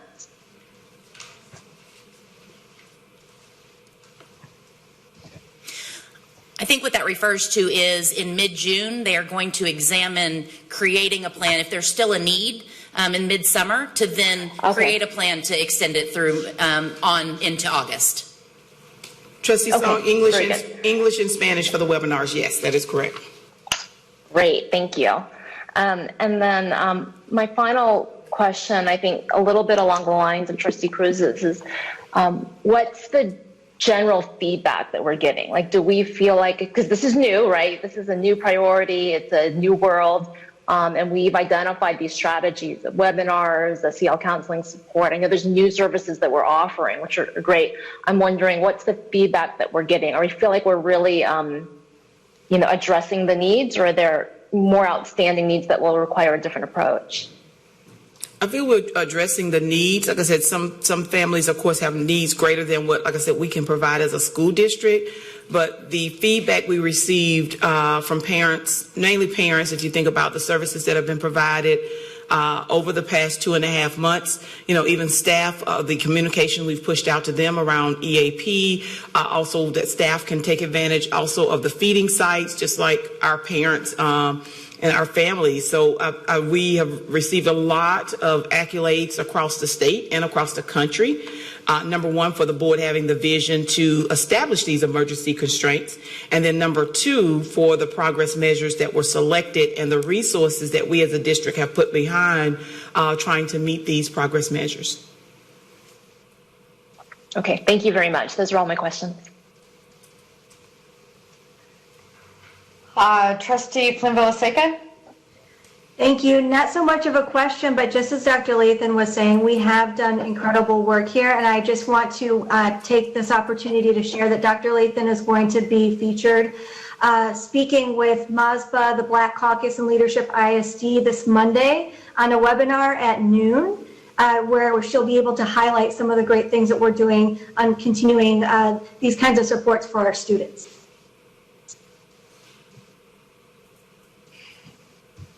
Thank you, Trustee Plinville-Seka. See no further trustees in the queue on this presentation. We're going to move on to the second one. Dr. Lathan?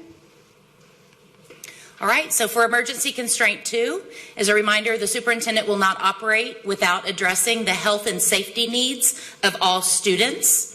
Our first progress measure here is looking at the number of remote nurse wellness checks with students and families, increasing from 0 to 50,000 by June 1st. And that is when nurses went off contract. So that is why we chose to stop that at that time for this progress measure. So as we can see here, we've tracked data through week 8 here, and that ended on May 16th, and we had a great uptick between weeks 4 and week 8 in looking at those checks, making sure they were entered. So it wasn't that the services and the checks weren't happening, but we were slightly behind on just the data entry component. So as of week 8, we were at 34,710, and we are continuing to gather that data.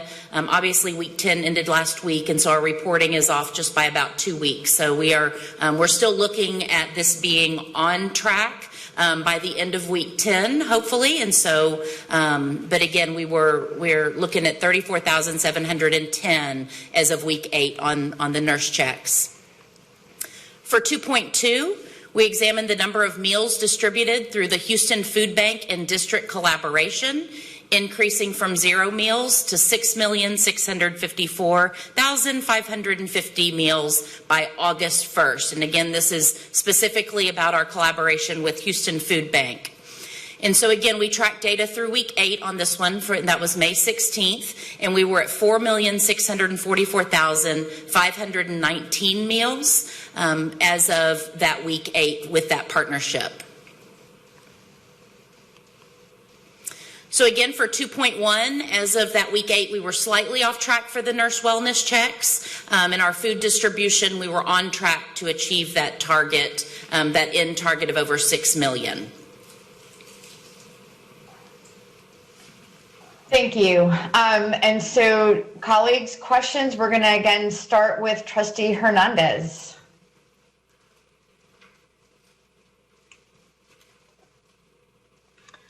Hi, can you hear me? Yes. Yep. Perfect. So we know that the food distribution is a goal of ours on the board, and we've been doing well, overachieving on our goal. However, we know that also we had some hiccups today, and there might be future hiccups, and we might have to stop the food distribution. Is there a plan in place to make sure that we don't drop below our goal? And it's unpredictable as it relates to, as employees test positive or come in contact with other employees, possibly as it relates to COVID. That's unpredictable. We started this week. We were ready to go. I think 72 sites. I might be off on my numbers. We don't know that until we are faced with a possible crisis. And I'm hoping we will not have any additional crises as it relates to this. In addition to that, my team met as we transitioned from Houston Food Bank over to our Officer Wiggins and her staff handing out the new process for food. And we were very optimistic in hearing her plans that we could still meet that 6.6 million, even with the new process. So, but again, with the unpredictable of COVID, if everything stays the same, we're very optimistic we're still on track for that with the new process. Okay. Thank you. Any further questions from my colleagues? Trustee Simon? Thank you. So you said that we are on track to meet the 6.6 goal, 6.6 million. Would that be then counting meals distributed in following both strategies? Yes, ma'am. Yes, ma'am. The reason I ask is that the progress measure is written specifically with the Houston Food Bank, that's kind of baked into the progress measure that we wrote. I personally, don't care what the process is, but that's the way that progress measure is written. But you would be reporting to us all meals distributed, right, through both strategies, which is actually what I care about, our kids getting fed. Yes. Mm-hmm. We can certainly continue that if that's the will of the board. We did that in anticipation that after the conversations that y'all have had about wanting to make sure that we're getting feeding sites up and running and out there, we wanted to have that as an option. So we're definitely willing and excited to continue tracking that in the new format. Okay, great. Thank you. And then this is really a question for President Dygard. So as we kind of expire on the timeline for these progress measures, President Dygard, it's still going to be important to us to protect the health and safety of students, their social emotional learning. Even if we hopefully come back this August or September, right, to schools in some partial way, we still have a COVID emergency. So do we envision having both emergency priority reporting and regular reporting? Kind of what happens going forward? Do we need to re-up new progress measures? How do we do that?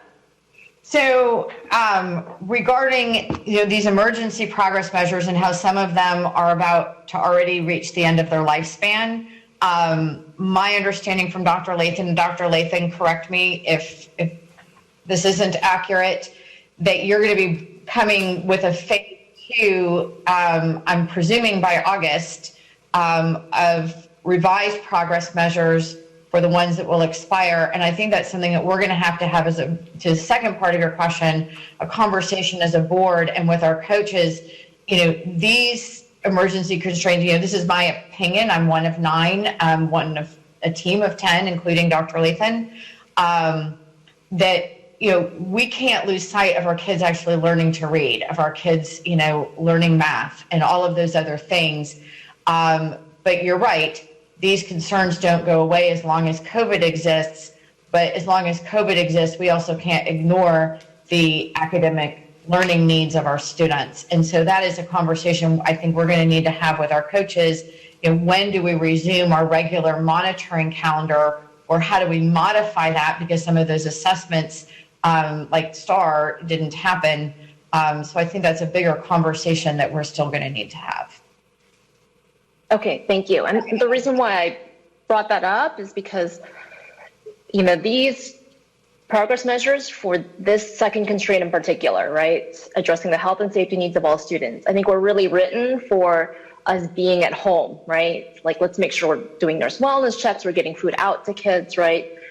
To me, bringing students back into the school, and I know we're not doing that for summer school, right? But we've got kids coming into school tomorrow, right? And I'm glad that we're going to require that kids be masked, that employees be masked, that we're doing social distancing. There's a whole other host of things that come to mind for me when I think about health and safety as kids come back to schools. And so I'm wondering, would it make sense for there to be not just kind of a re-upping of these progress measures, I know we worked hard on them, but even a consideration of other progress measures?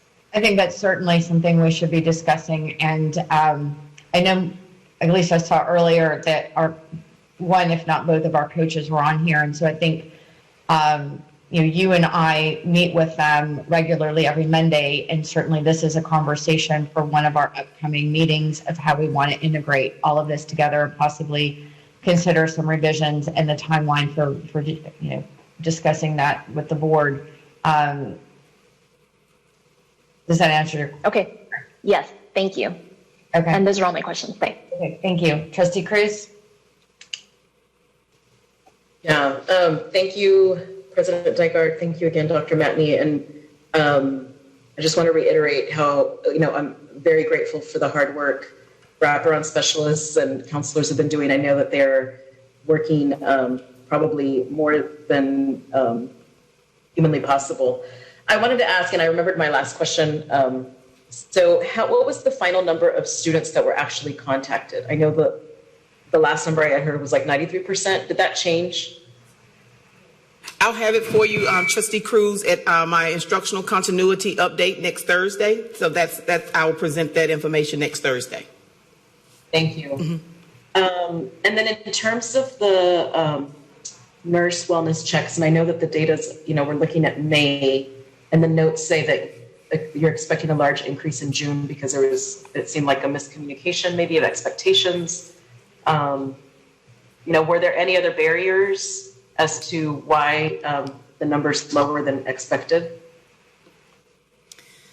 I think other than just the catching up on the data points, that was the largest piece that we overcame. And so just having that expectation of nurses were spending their time calling and reaching out. And so then the data collection piece was secondary. So just increasing that and bolstering that communication piece really was the biggest barrier, other than the typical barriers that we have of disconnected phone numbers or families not answering or pieces like that. Those were the biggest ones.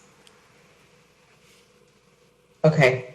And then this, just to clarify, so this we're basically at the end of this school expired, but we'll get updated in August, I'm assuming, of this the last couple of weeks? Correct. Okay. Thank you.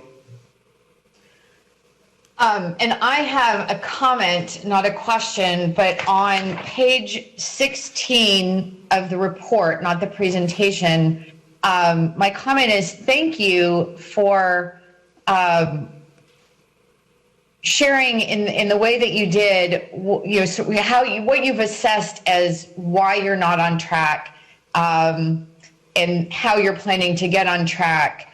And I think this is exactly the kind of information that is helpful to the board to know that you guys are looking at these things of not just, hey, we're not on track, but here we've identified this is the problem with why we're not on track, and therefore we're going to address that problem, and we should therefore see it in the data at our next monitoring. And if we don't see it in the data, then it allows you and us to know that maybe that wasn't the thing that was causing the problem, and then you would know that it might be something else. And so I really appreciate the thought that went into this information on page 16. Thank you. And Trustee Cruz, is 97.6% of students that we've been able to reach. That's really great to hear. And again, thank you, for everyone that is working hard to reach our students. Of course, 100% would be great, but I know that there's so many non-working members and wraparound specialists have gone to doors. I also want to say I do appreciate the anecdote reports that you give, Dr. Lathan, of what the wraparound specialists and other counselors are doing. I think that really just boosts us in this difficult time to know how hard everybody's working. So very much appreciative. Thank you. Thank you. And seeing no further trustees in the queue, I'm going to adjourn for just a 5-minute break, everybody. So if you need to get a snack or use the restroom, get a drink of water, whatever, we've already had a lengthy evening, but I think all of us having a 5-minute break, even just to stretch your legs. And so I will see you back. If it's 8:27 right now, let's come back at 8:33. And you might mute your video and your microphone while you're stretching your legs.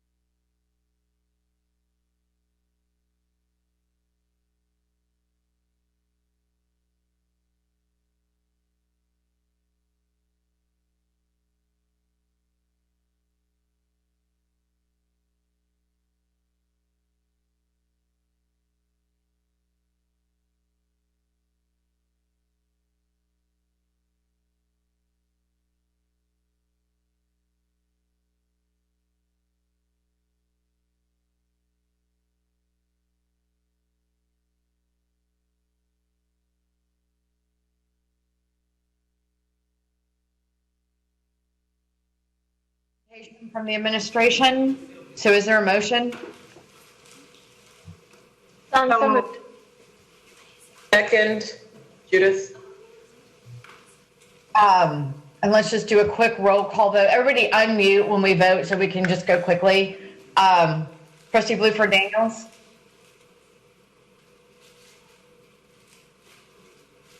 Yes. Yes. Okay. Trustee Hernandez. Yes. Trustee Allen. Yes. Trustee Sung or Flynn Villaseca. Yes. Trustee Sung. Yes. Trustee Cruz. Yes. Trustee Santos. Yes. And I'm a yes.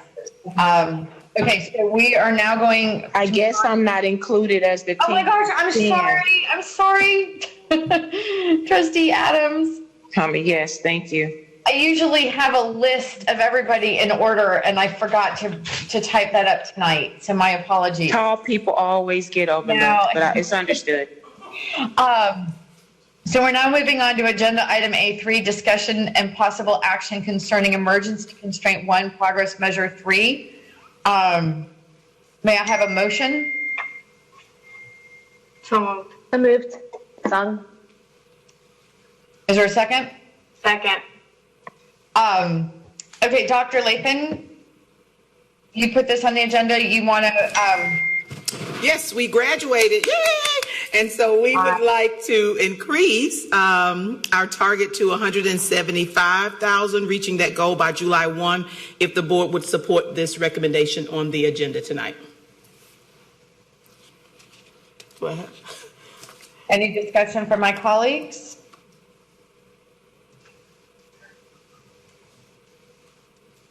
Seeing none, please vote. Trustee Bluford Daniels? Yes. Trustee Hernandez? Yes. Trustee Allen? Yes. Trustee Flynn Villaseca? Yes. Trustee Sung? Yes. Trustee Cruz?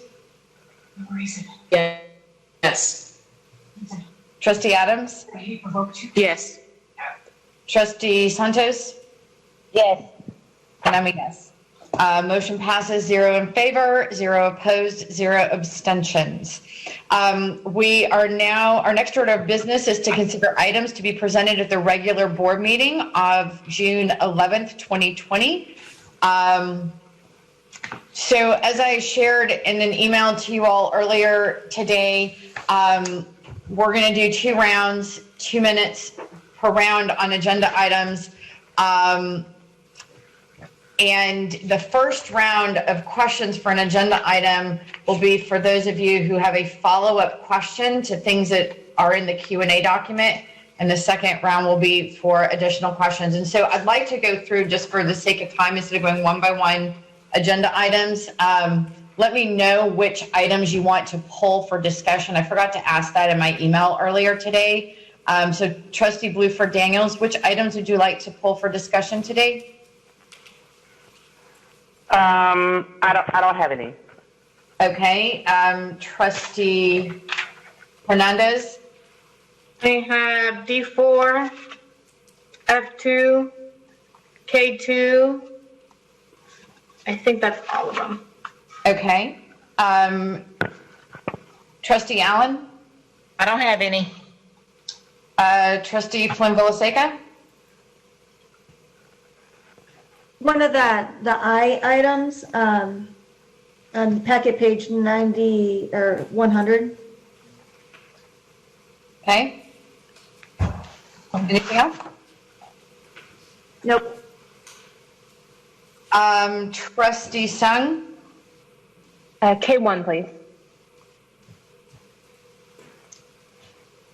Trustee Cruz? No additional from what's been mentioned. Trustee Adams? No, I don't have anything, and no. Trustee Santos? I1 has already been called. packet page 100 of the items was called. Do you want the whole I-1 poll? Yes, for now, please. Thank you. Okay. All right. All righty. So let's start with agenda item D4. Discussion by my colleague. Like I said, well, the first round, if you have a follow-up question to something in the Q&A document, and then just reference the question in the page so that we can know what you're referring to. And if it's not a follow-up to that, it's a new question, we'll do that in round 2. So I pulled D4. Okay. So we know that the board has a... Is this a follow-up question in the Q&A document? Yes. Okay. So we around the reading instruments, we know that the board has a goal around reading. And so there's page 6, item D4, question 2. We're asking about the instruments and which one was used last year and why we're seeking a waiver. So I understand that with the new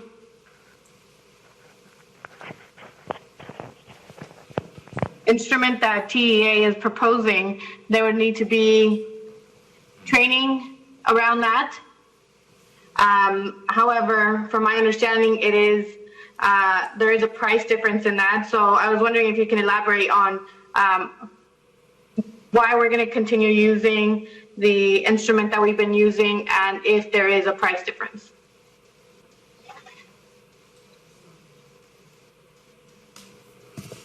So good afternoon, trustees. So if we're referring to page 6 for D4 with the instruments used specifically for our younger students with the in kindergarten. So the Start Early Literacy is part of the Renaissance package. We just specifically say Start Early Literacy because it is a different assessment from students taking it beyond first grade. So there's an early literacy component that our kindergarten and first grade students take. And then once they reach a certain developmental stage to graduate, if you will, into the regular reading screener, then they graduate into that. So that's why there's a difference with there, no price difference. So there is not a price increase. As Renaissance and or Start Early Literacy only captured reading, we didn't have a screener for math at the kindergarten level.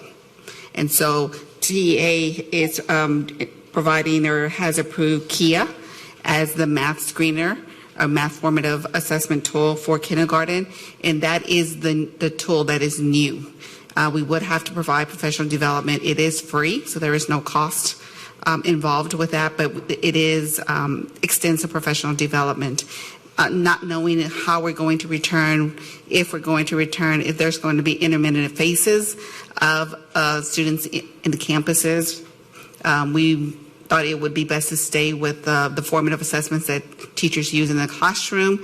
We don't have a district one, but teachers at the classroom do progress monitor their kindergarten students. Can students count remotely? Can students identify numbers? Do they have number sense? Actually, as part of our HB3 literacy and math plan, we are bringing on Kathy Richardson, professional development, addressing those same items that the KIA would formally capture in the formative assessment moving forward. So we will be progress monitoring those aspects, but not formally through a formative assessment. Thank you. And so for the next school year, I guess 21-22, would we be still using KIA or the Renaissance? We would use Renaissance for reading at kinder and KIA for math in kindergarten. Thank you. That's all.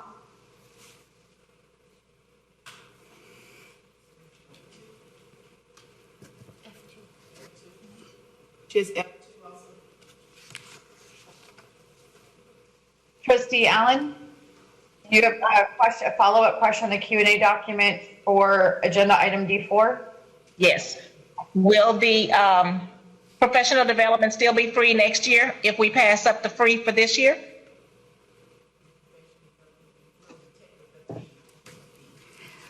The fee for the KIA assessment is free. Professional development will be built in here with our TDSs in the elementary curriculum department.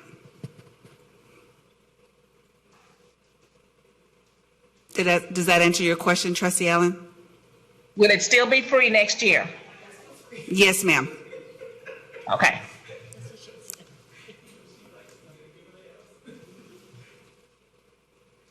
Any further questions? Any further questions on this agenda item from my colleagues for round one? I see no one in the queue. If you have additional questions that aren't referencing the Q&A document, any colleagues have any questions?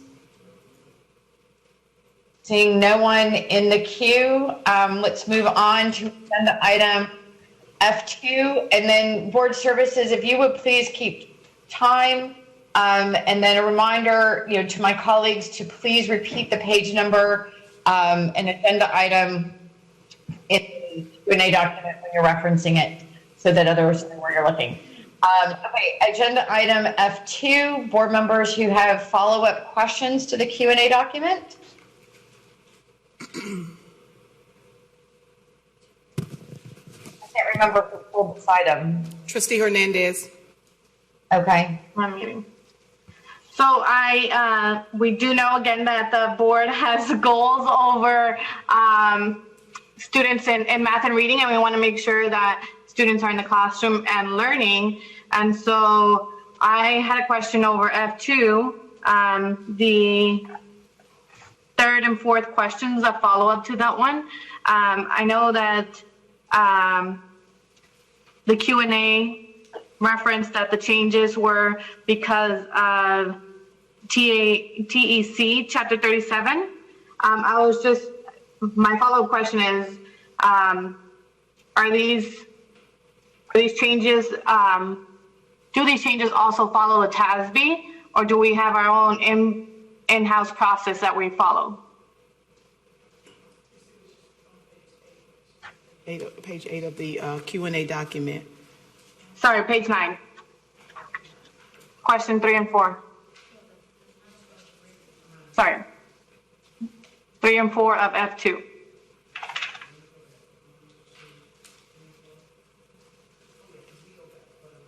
So for the student code of conduct, we do pull the information based on what comes out of the Texas Education Code.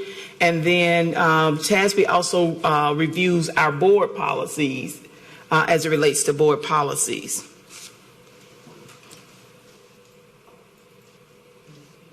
So TASB has reviewed the changes? It's reflected in the change. Go ahead. We do look at the information that comes out from TASB. These changes, some of them are related, most of them are related to changes in the code that were made the last legislative session. When we printed the booklet last year, we never have time between the time the legislative session ends to put the changes in immediately. Mm-hmm. So what we did, I think, was put the document online for parents to see the changes. We have to start printing our book before the legislative session ends. So this is the first time that we're actually able to get it incorporated in the policy. But yes, we have received guidance from TASB, and it's pretty straightforward in the code about what you have to add to your policy. Okay, thank you.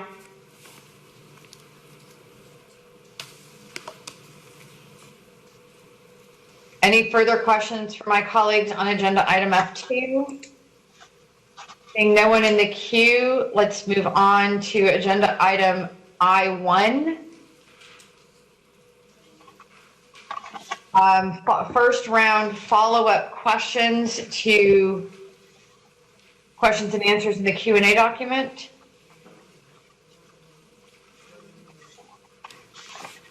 That particular item wasn't in the Q&A document. Okay. All right. So it can't be a follow-up question. So then we'll move on to round 2. So additional questions about agenda item I1.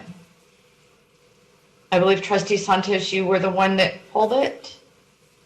Do you have a question? Are you there, Trustee Santos?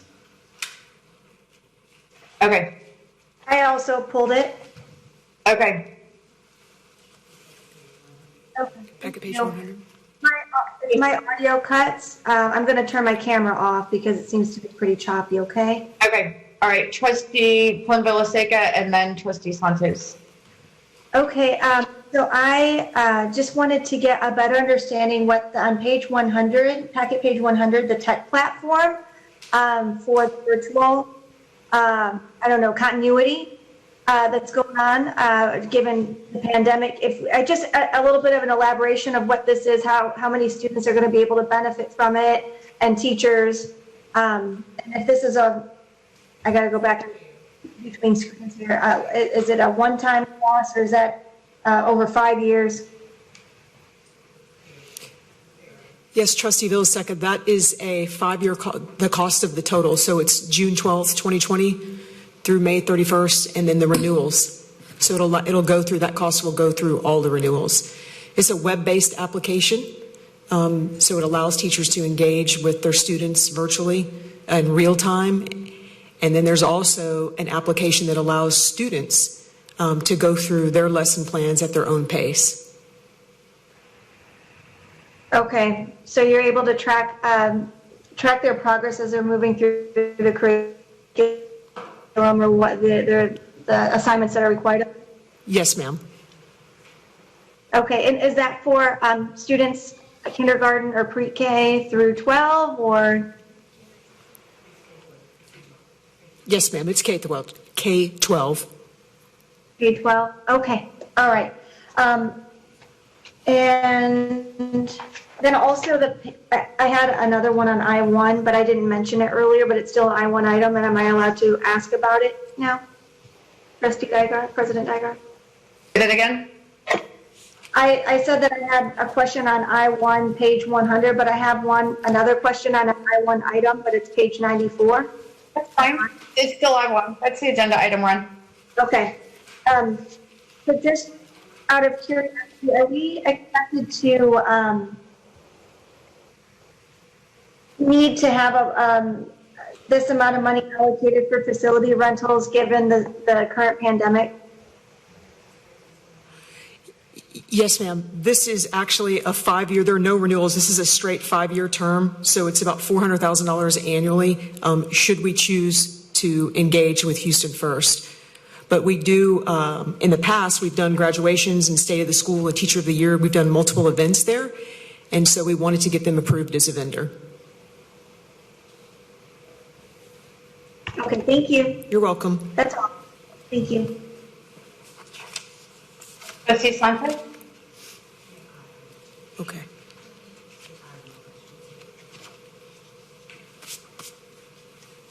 Trustee Santos, we're ready for you questions. 1 second.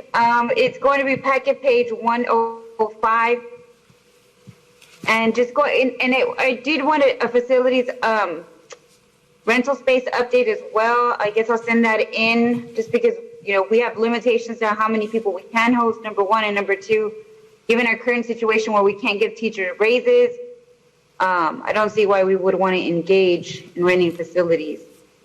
So the purpose of this, it's going to be, I don't have my glasses on, give me just 1 second.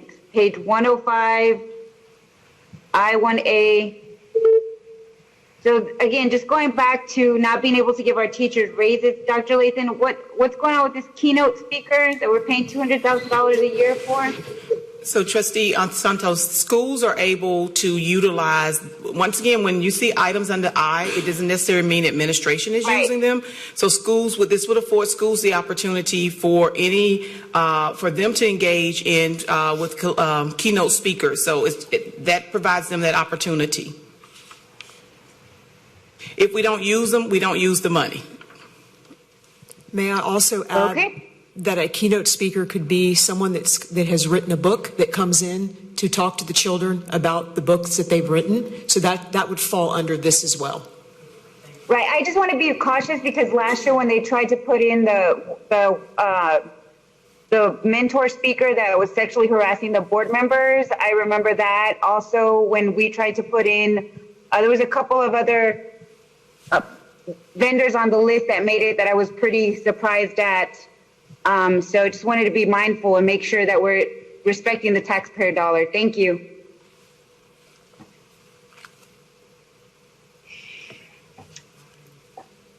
Seeing no further questions from my colleagues about this agenda item, let's move on to agenda item K1. And again, first round follow-up questions to the Q&A document. And if there's no one with follow-up questions, we'll move on to round 2 of questions.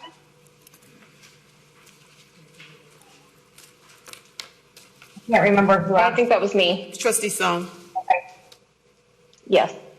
Okay. So I believe there was an update to this policy today.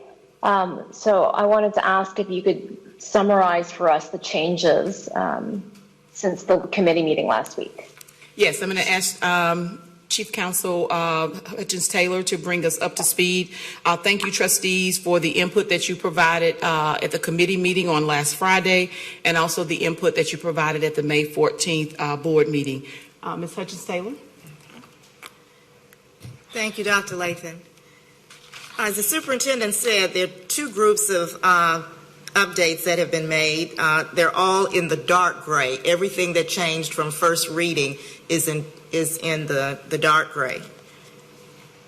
So I will start, I guess, if you want just an overview of what we did. Some of the conversation occurred on last Friday, as the superintendent said. Walking through the document, there was a change from the original revisions to make it an RFQ that will be supervised by our procurement department as opposed to an RFP. There are other changes further into the document about adding something about a governance plan that was expressed at one of the meetings. If you look at page 4 of the document, the governance and decision-making plan, including governing board structure, campus leadership and management structure, and organizational chart. That was a statement that was requested that we add to the policy. We've done that. We have strengthened the document by adding in some information, additional information about the evaluation process. We now have language, if you look at page 5, that talks about the annual academic performance expectations and goals will be included as a part of the performance contracts. Some more specific information about metrics of what goes into the performance contracts begins on page 5 and continues on to page 6. We have added in that specific consequences in the event the campus doesn't meet the operational performance milestones. We've added specific language in since the last time you saw the policy that incorporates management and operational as well as financial and academic milestones. They weren't there before. We have added information about including the state and federal laws that would be applicable, not naming them specifically because that could change, but the general statement is there. One of the things that you asked that we add was that teachers be certified. We did add a section that states that the teachers will be certified. I believe that section is on page 9 of the document. One of the comments that was made on last Thursday as a result of Dr. Cruz suggesting that we ramp up our HISD ACP programs to assist the schools in that. We have added language on page 9 that specifically references that in order to comply with the certification requirements, qualified candidates may participate in an alternative certification program that has been approved by the district. As you know, HISD has its own alternative certification program, but in speaking with Dr. Cruz, he let me know that there are some things that HISD does not provide, our program does not provide certification in, and depending on the number of candidates that want to participate in the program, we may not have enough capacity. So we've included language that other ACP programs could be accessed by these schools to meet the certification requirements, but those programs would have to be approved by the district. We talk about strengthening our financial metrics. That was one of the things that you all wanted us to do.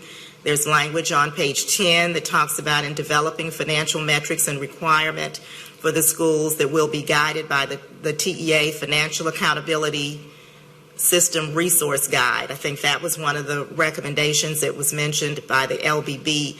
We also added at the recommendation of our CFO or similar TEA guidance. There are other documents that guide how we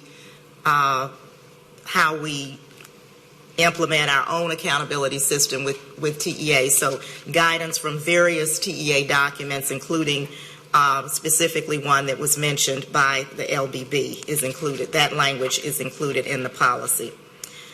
We also talked about a little bit on last Friday about material weaknesses that may come up in the audits, and there was a request to have some additional language strengthening that. That provision is on page 11 of the document.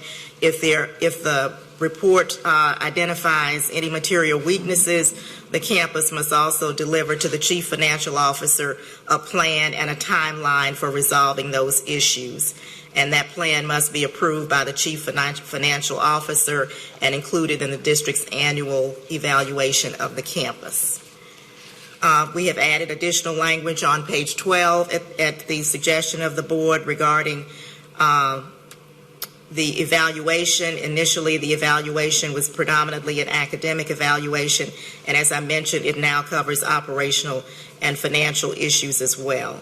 And a copy of that report will be provided to the parents or guardians of students at the campuses. As a part of that, we've added that on the facility side, that at least biannually, district staff shall conduct a walkthrough to determine whether each of the campus's facilities are adequate for student needs.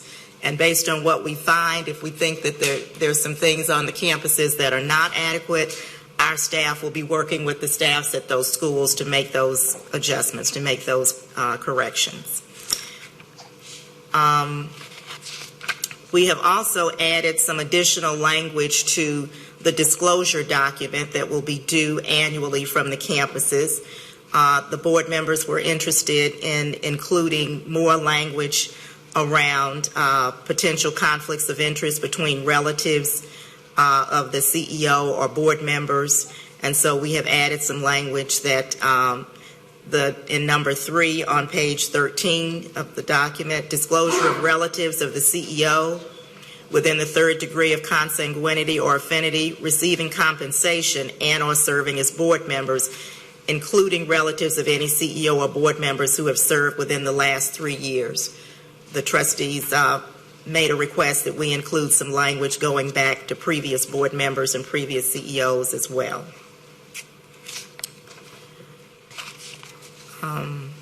We added additional language about potential conflict of interest regarding vendors to the school, so that they have to disclose whether there's a relationship between any vendor and the CEO or board members, and that language is found on page 14. We also added on that page that the governance and decision-making plan, including governing board structure, campus leadership and management structure, and an organizational chart, be added to the disclosure statement. That was an LBB recommendation that we have added into the disclosure section. The board members also requested that we have a little bit more information about what would cause a campus to be placed on academic probation. If you look at the bottom of page 16, we have articulated for you failure to meet or make sufficient progress on board goals and constraints, failure to meet or make sufficient progress on academic metrics, including the ones in the performance contract, which, as you know, will be individualized per school, significant decrease in multiple state accountability measures, and any other academic performance deficiencies as determined by the administration. And the administration will annually review these performance metrics that are included in the contract and the overall academic performance of the campus in making determinations about probationary status. So that gives some specificity, but there is a broad enough category in number 4, whatever the academic side of the house sees in terms of weaknesses in a school. If they are not making adequate progress or addressing them, there's room specifically in this policy at number 4 to catch those as well. I think those are the major things that we have added, and I'll be glad to answer any questions that you may have. Thank you. This is very significant work, and I know that it's you've been burning the the candle at both ends to get this done. Really appreciate the work on this. So I appreciate the specificity about material weaknesses. There have been in the last few years some significant deficiencies come up on audit reports as well. Is there any reason not to include a plan for correcting those significant deficiencies as well? Well, I think the language that we have is broad enough to address those. I spoke with our chief financial officer today, and I'm going to let Glenn tell you about what he's thinking about in terms of information that he got from our internal auditors report on some of the campuses and what we can do to address those concerns. Okay. Yeah, so I did just get back the audit from the charter audit. So I have committed to internal audit on coming up with some metrics. I've already been kind of looking at the state's School First for open enrollment charter. There's some elements of that I can use. But when they do their audits, if there are weaknesses, they do have to submit an action plan in their audit. So it's not like we get an audit back and there's no response. They have to respond to that action plan. But what we've got to do on our end is follow up throughout the year rather than wait until the next year to see if they actually if that material weakness has disappeared, right? So the key is to have some checkpoints throughout the fiscal year to see where they are on that particular weakness, right? In the past, it's really just been we'll look at everything a year later. Okay, thank you. I saw your responses in that audit report. Thank you for your consideration there. Mr. Reed or Anita, so material weakness, right, is one term that you see come up on the external audit, but you also see significant deficiencies, which are a different term of art, right, in the audit world. And so I'm wondering, Mr. Reed, like when you're looking at material weaknesses, would you similarly be looking at significant deficiencies and expect to see that plan in the audit? Yes. Okay. There should be corrective action on any. Okay, thank you. So then on page 7 of the policies, would it make sense to have both material weaknesses and significant deficiencies, to put both? Certainly, we can add that. Yeah, we can add that. Okay, great, thank you. And then the other thing I noticed mentioned in the LBB report is compliance with FOIA, which apparently we've begun putting into our contracts. But I'm wondering, is compliance with FOIA anywhere in the policy? I didn't see it, but I might have missed it. FOIA, as in, we have a statement in here that they will adhere to applicable laws. That's just one of them. There are a lot of laws. There's FERPA. There's just a lot of different things that they would have to adhere to. And so we don't have a list of all of them, but we do say that any applicable laws. Some things as well are more appropriately placed in the contract, and most of the information that's in the LBB report, the recommendation is that those things be placed in the contract. Some of them, as the report acknowledged, that by the time the report came out, we had already incorporated some of those things in our contracts. But there are some additional things that we will be adding on their recommendation. Okay. Okay, great. Thank you. I really appreciate your work on this. Those are all my questions.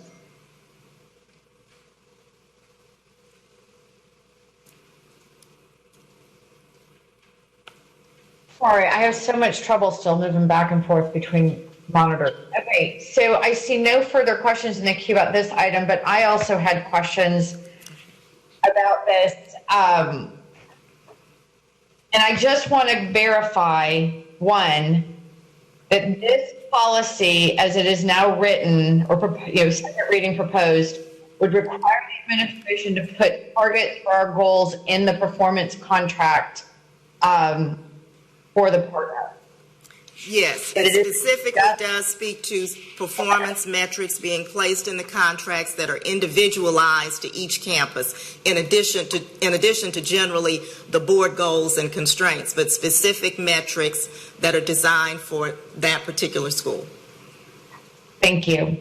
And that it allows for probation, revocation, or non-renewal of the contract for not meeting those performance targets. It does. It authorizes the superintendent to place a campus on probation if there is concern about them having not met the goals or not making sufficient progress, or for just, various reasons, whatever reason that they may identify that they think this school is in academic trouble. The superintendent has the authority to place them on probation. Okay. And it requires notice to parents or guardians of this school if it is at risk of not existing the following academic year, so in the time frame that allows them to participate in our school choice process. Yes, the board would have to vote to make that decision not later than October 31st. So that would probably be at the October board meeting. And that's right about the time that our school choice program is gearing up, so that they would be eligible to participate in the magnet school and other school choice options that we have. Okay. And then I heard in a response to one of Trustee Sun's questions that you could add something. So this is second reading. And so if we're to make any changes to this document between now and next Thursday, would that not best be done through an amendment that is suggested to the board for that language? Unless you provide us changes tonight, yes, ma'am, it would be an amendment to the board, through the board. Okay.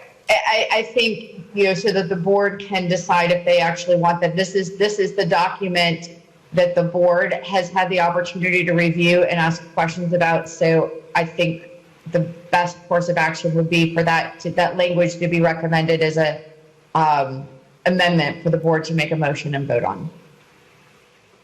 Is that? Are there any objections from my colleagues to that process? No? Okay. All right. Those were all of my questions. All right. So Trustee Cruz, one. Yeah, quick question. So on page 9, where it's talking about the alternative certification programs, yes, and it says that the ACP programs have to be approved by the district. Is that the case for teachers, current HISD teachers that seek an ACP program outside of the district? Does it have to be approved by the district? Because I know that teachers don't necessarily use the district program, or am I incorrect?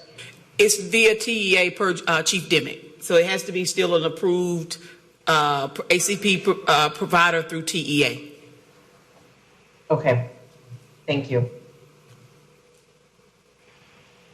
Seeing no further trustees in the queue for agenda item K1, our final item for discussion tonight is K2.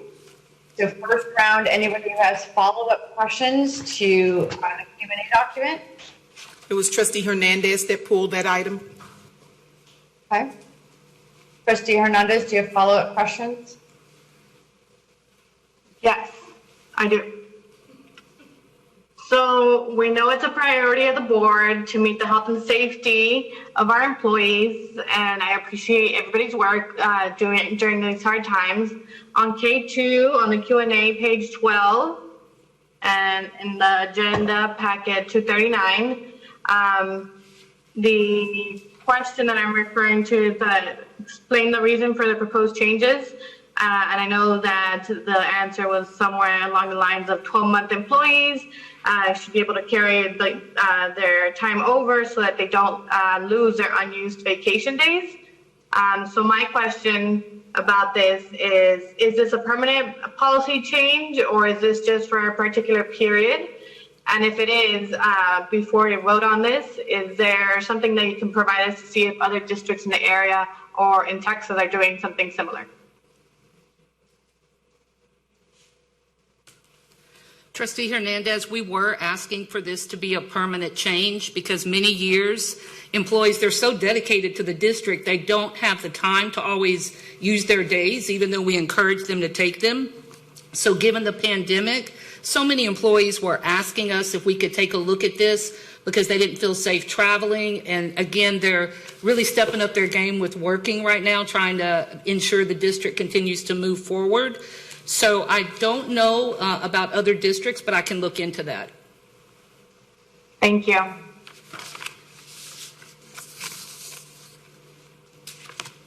Any further questions on this item from my colleagues? Trustee Cruz? Do we know what the cost of this will be? Trustee Cruz, there is no cost to this. These are days that employees would earn, so we're just giving them the right basically to take it at a later date. We did not change the payout for retirees.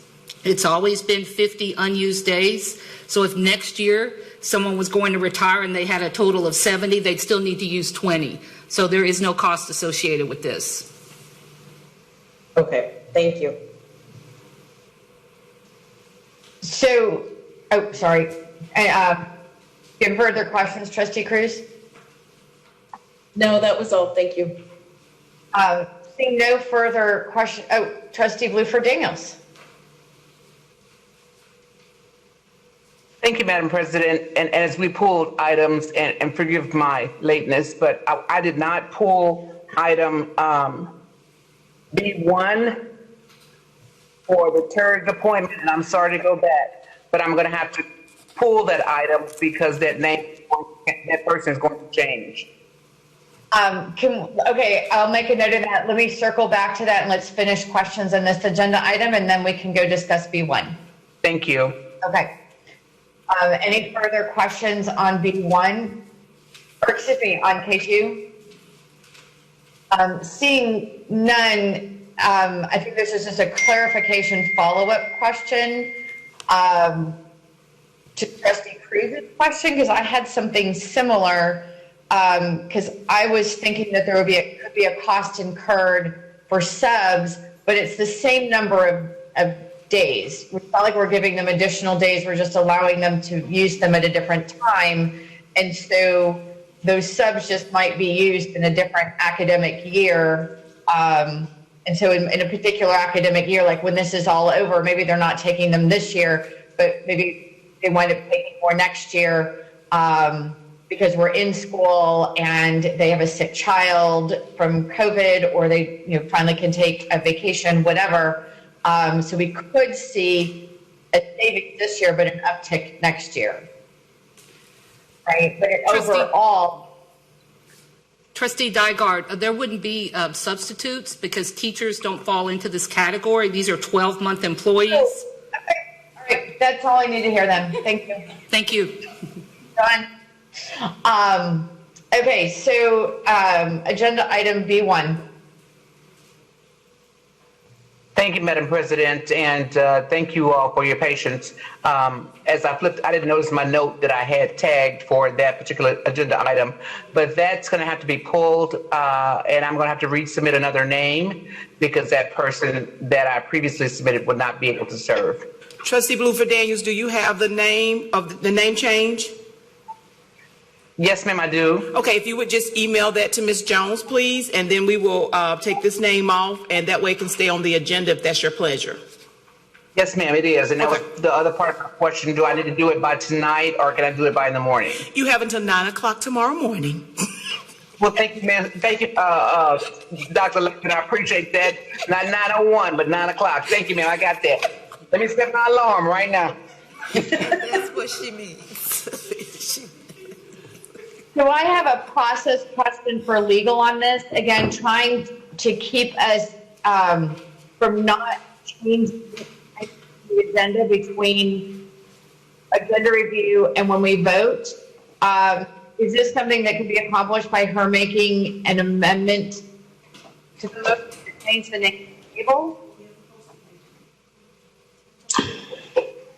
It could either be handled by an amendment at the time, if the item is brought forward next Thursday, or if there is time to make the change before tomorrow, so that it's so that everybody knows the new information prior to the information being put together for the board meeting. I think that's also appropriate. Okay. Since that's a bit of a change from what we've been trying to stick to, do I have any objections from my colleagues about that process for this agenda item for that change? And I appreciate clarity, David, because I can give you the name right now to make that name change.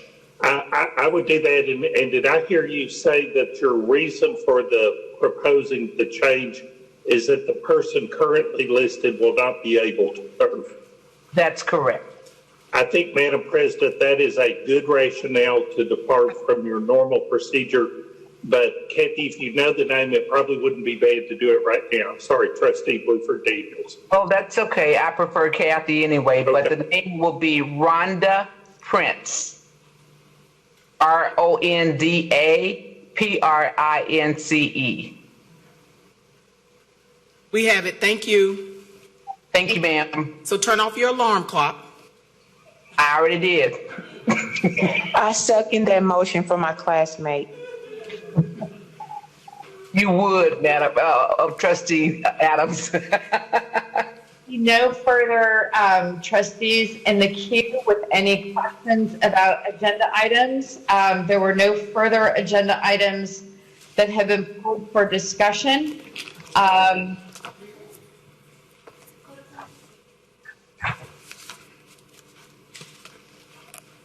With no further business to discuss, the board is now adjourned at 9:21 p.m. on June 4th, 2020. I will see you all next Thursday at 2 p.m. for closed session and 5 p.m. for regular session. Everybody have a great weekend. Remember, and if you have any additional questions at 9 a.m., please send them to Ms. Trin. Don't send them to me. Don't send them to Dr. Latham. Please send them to Ms. Trin.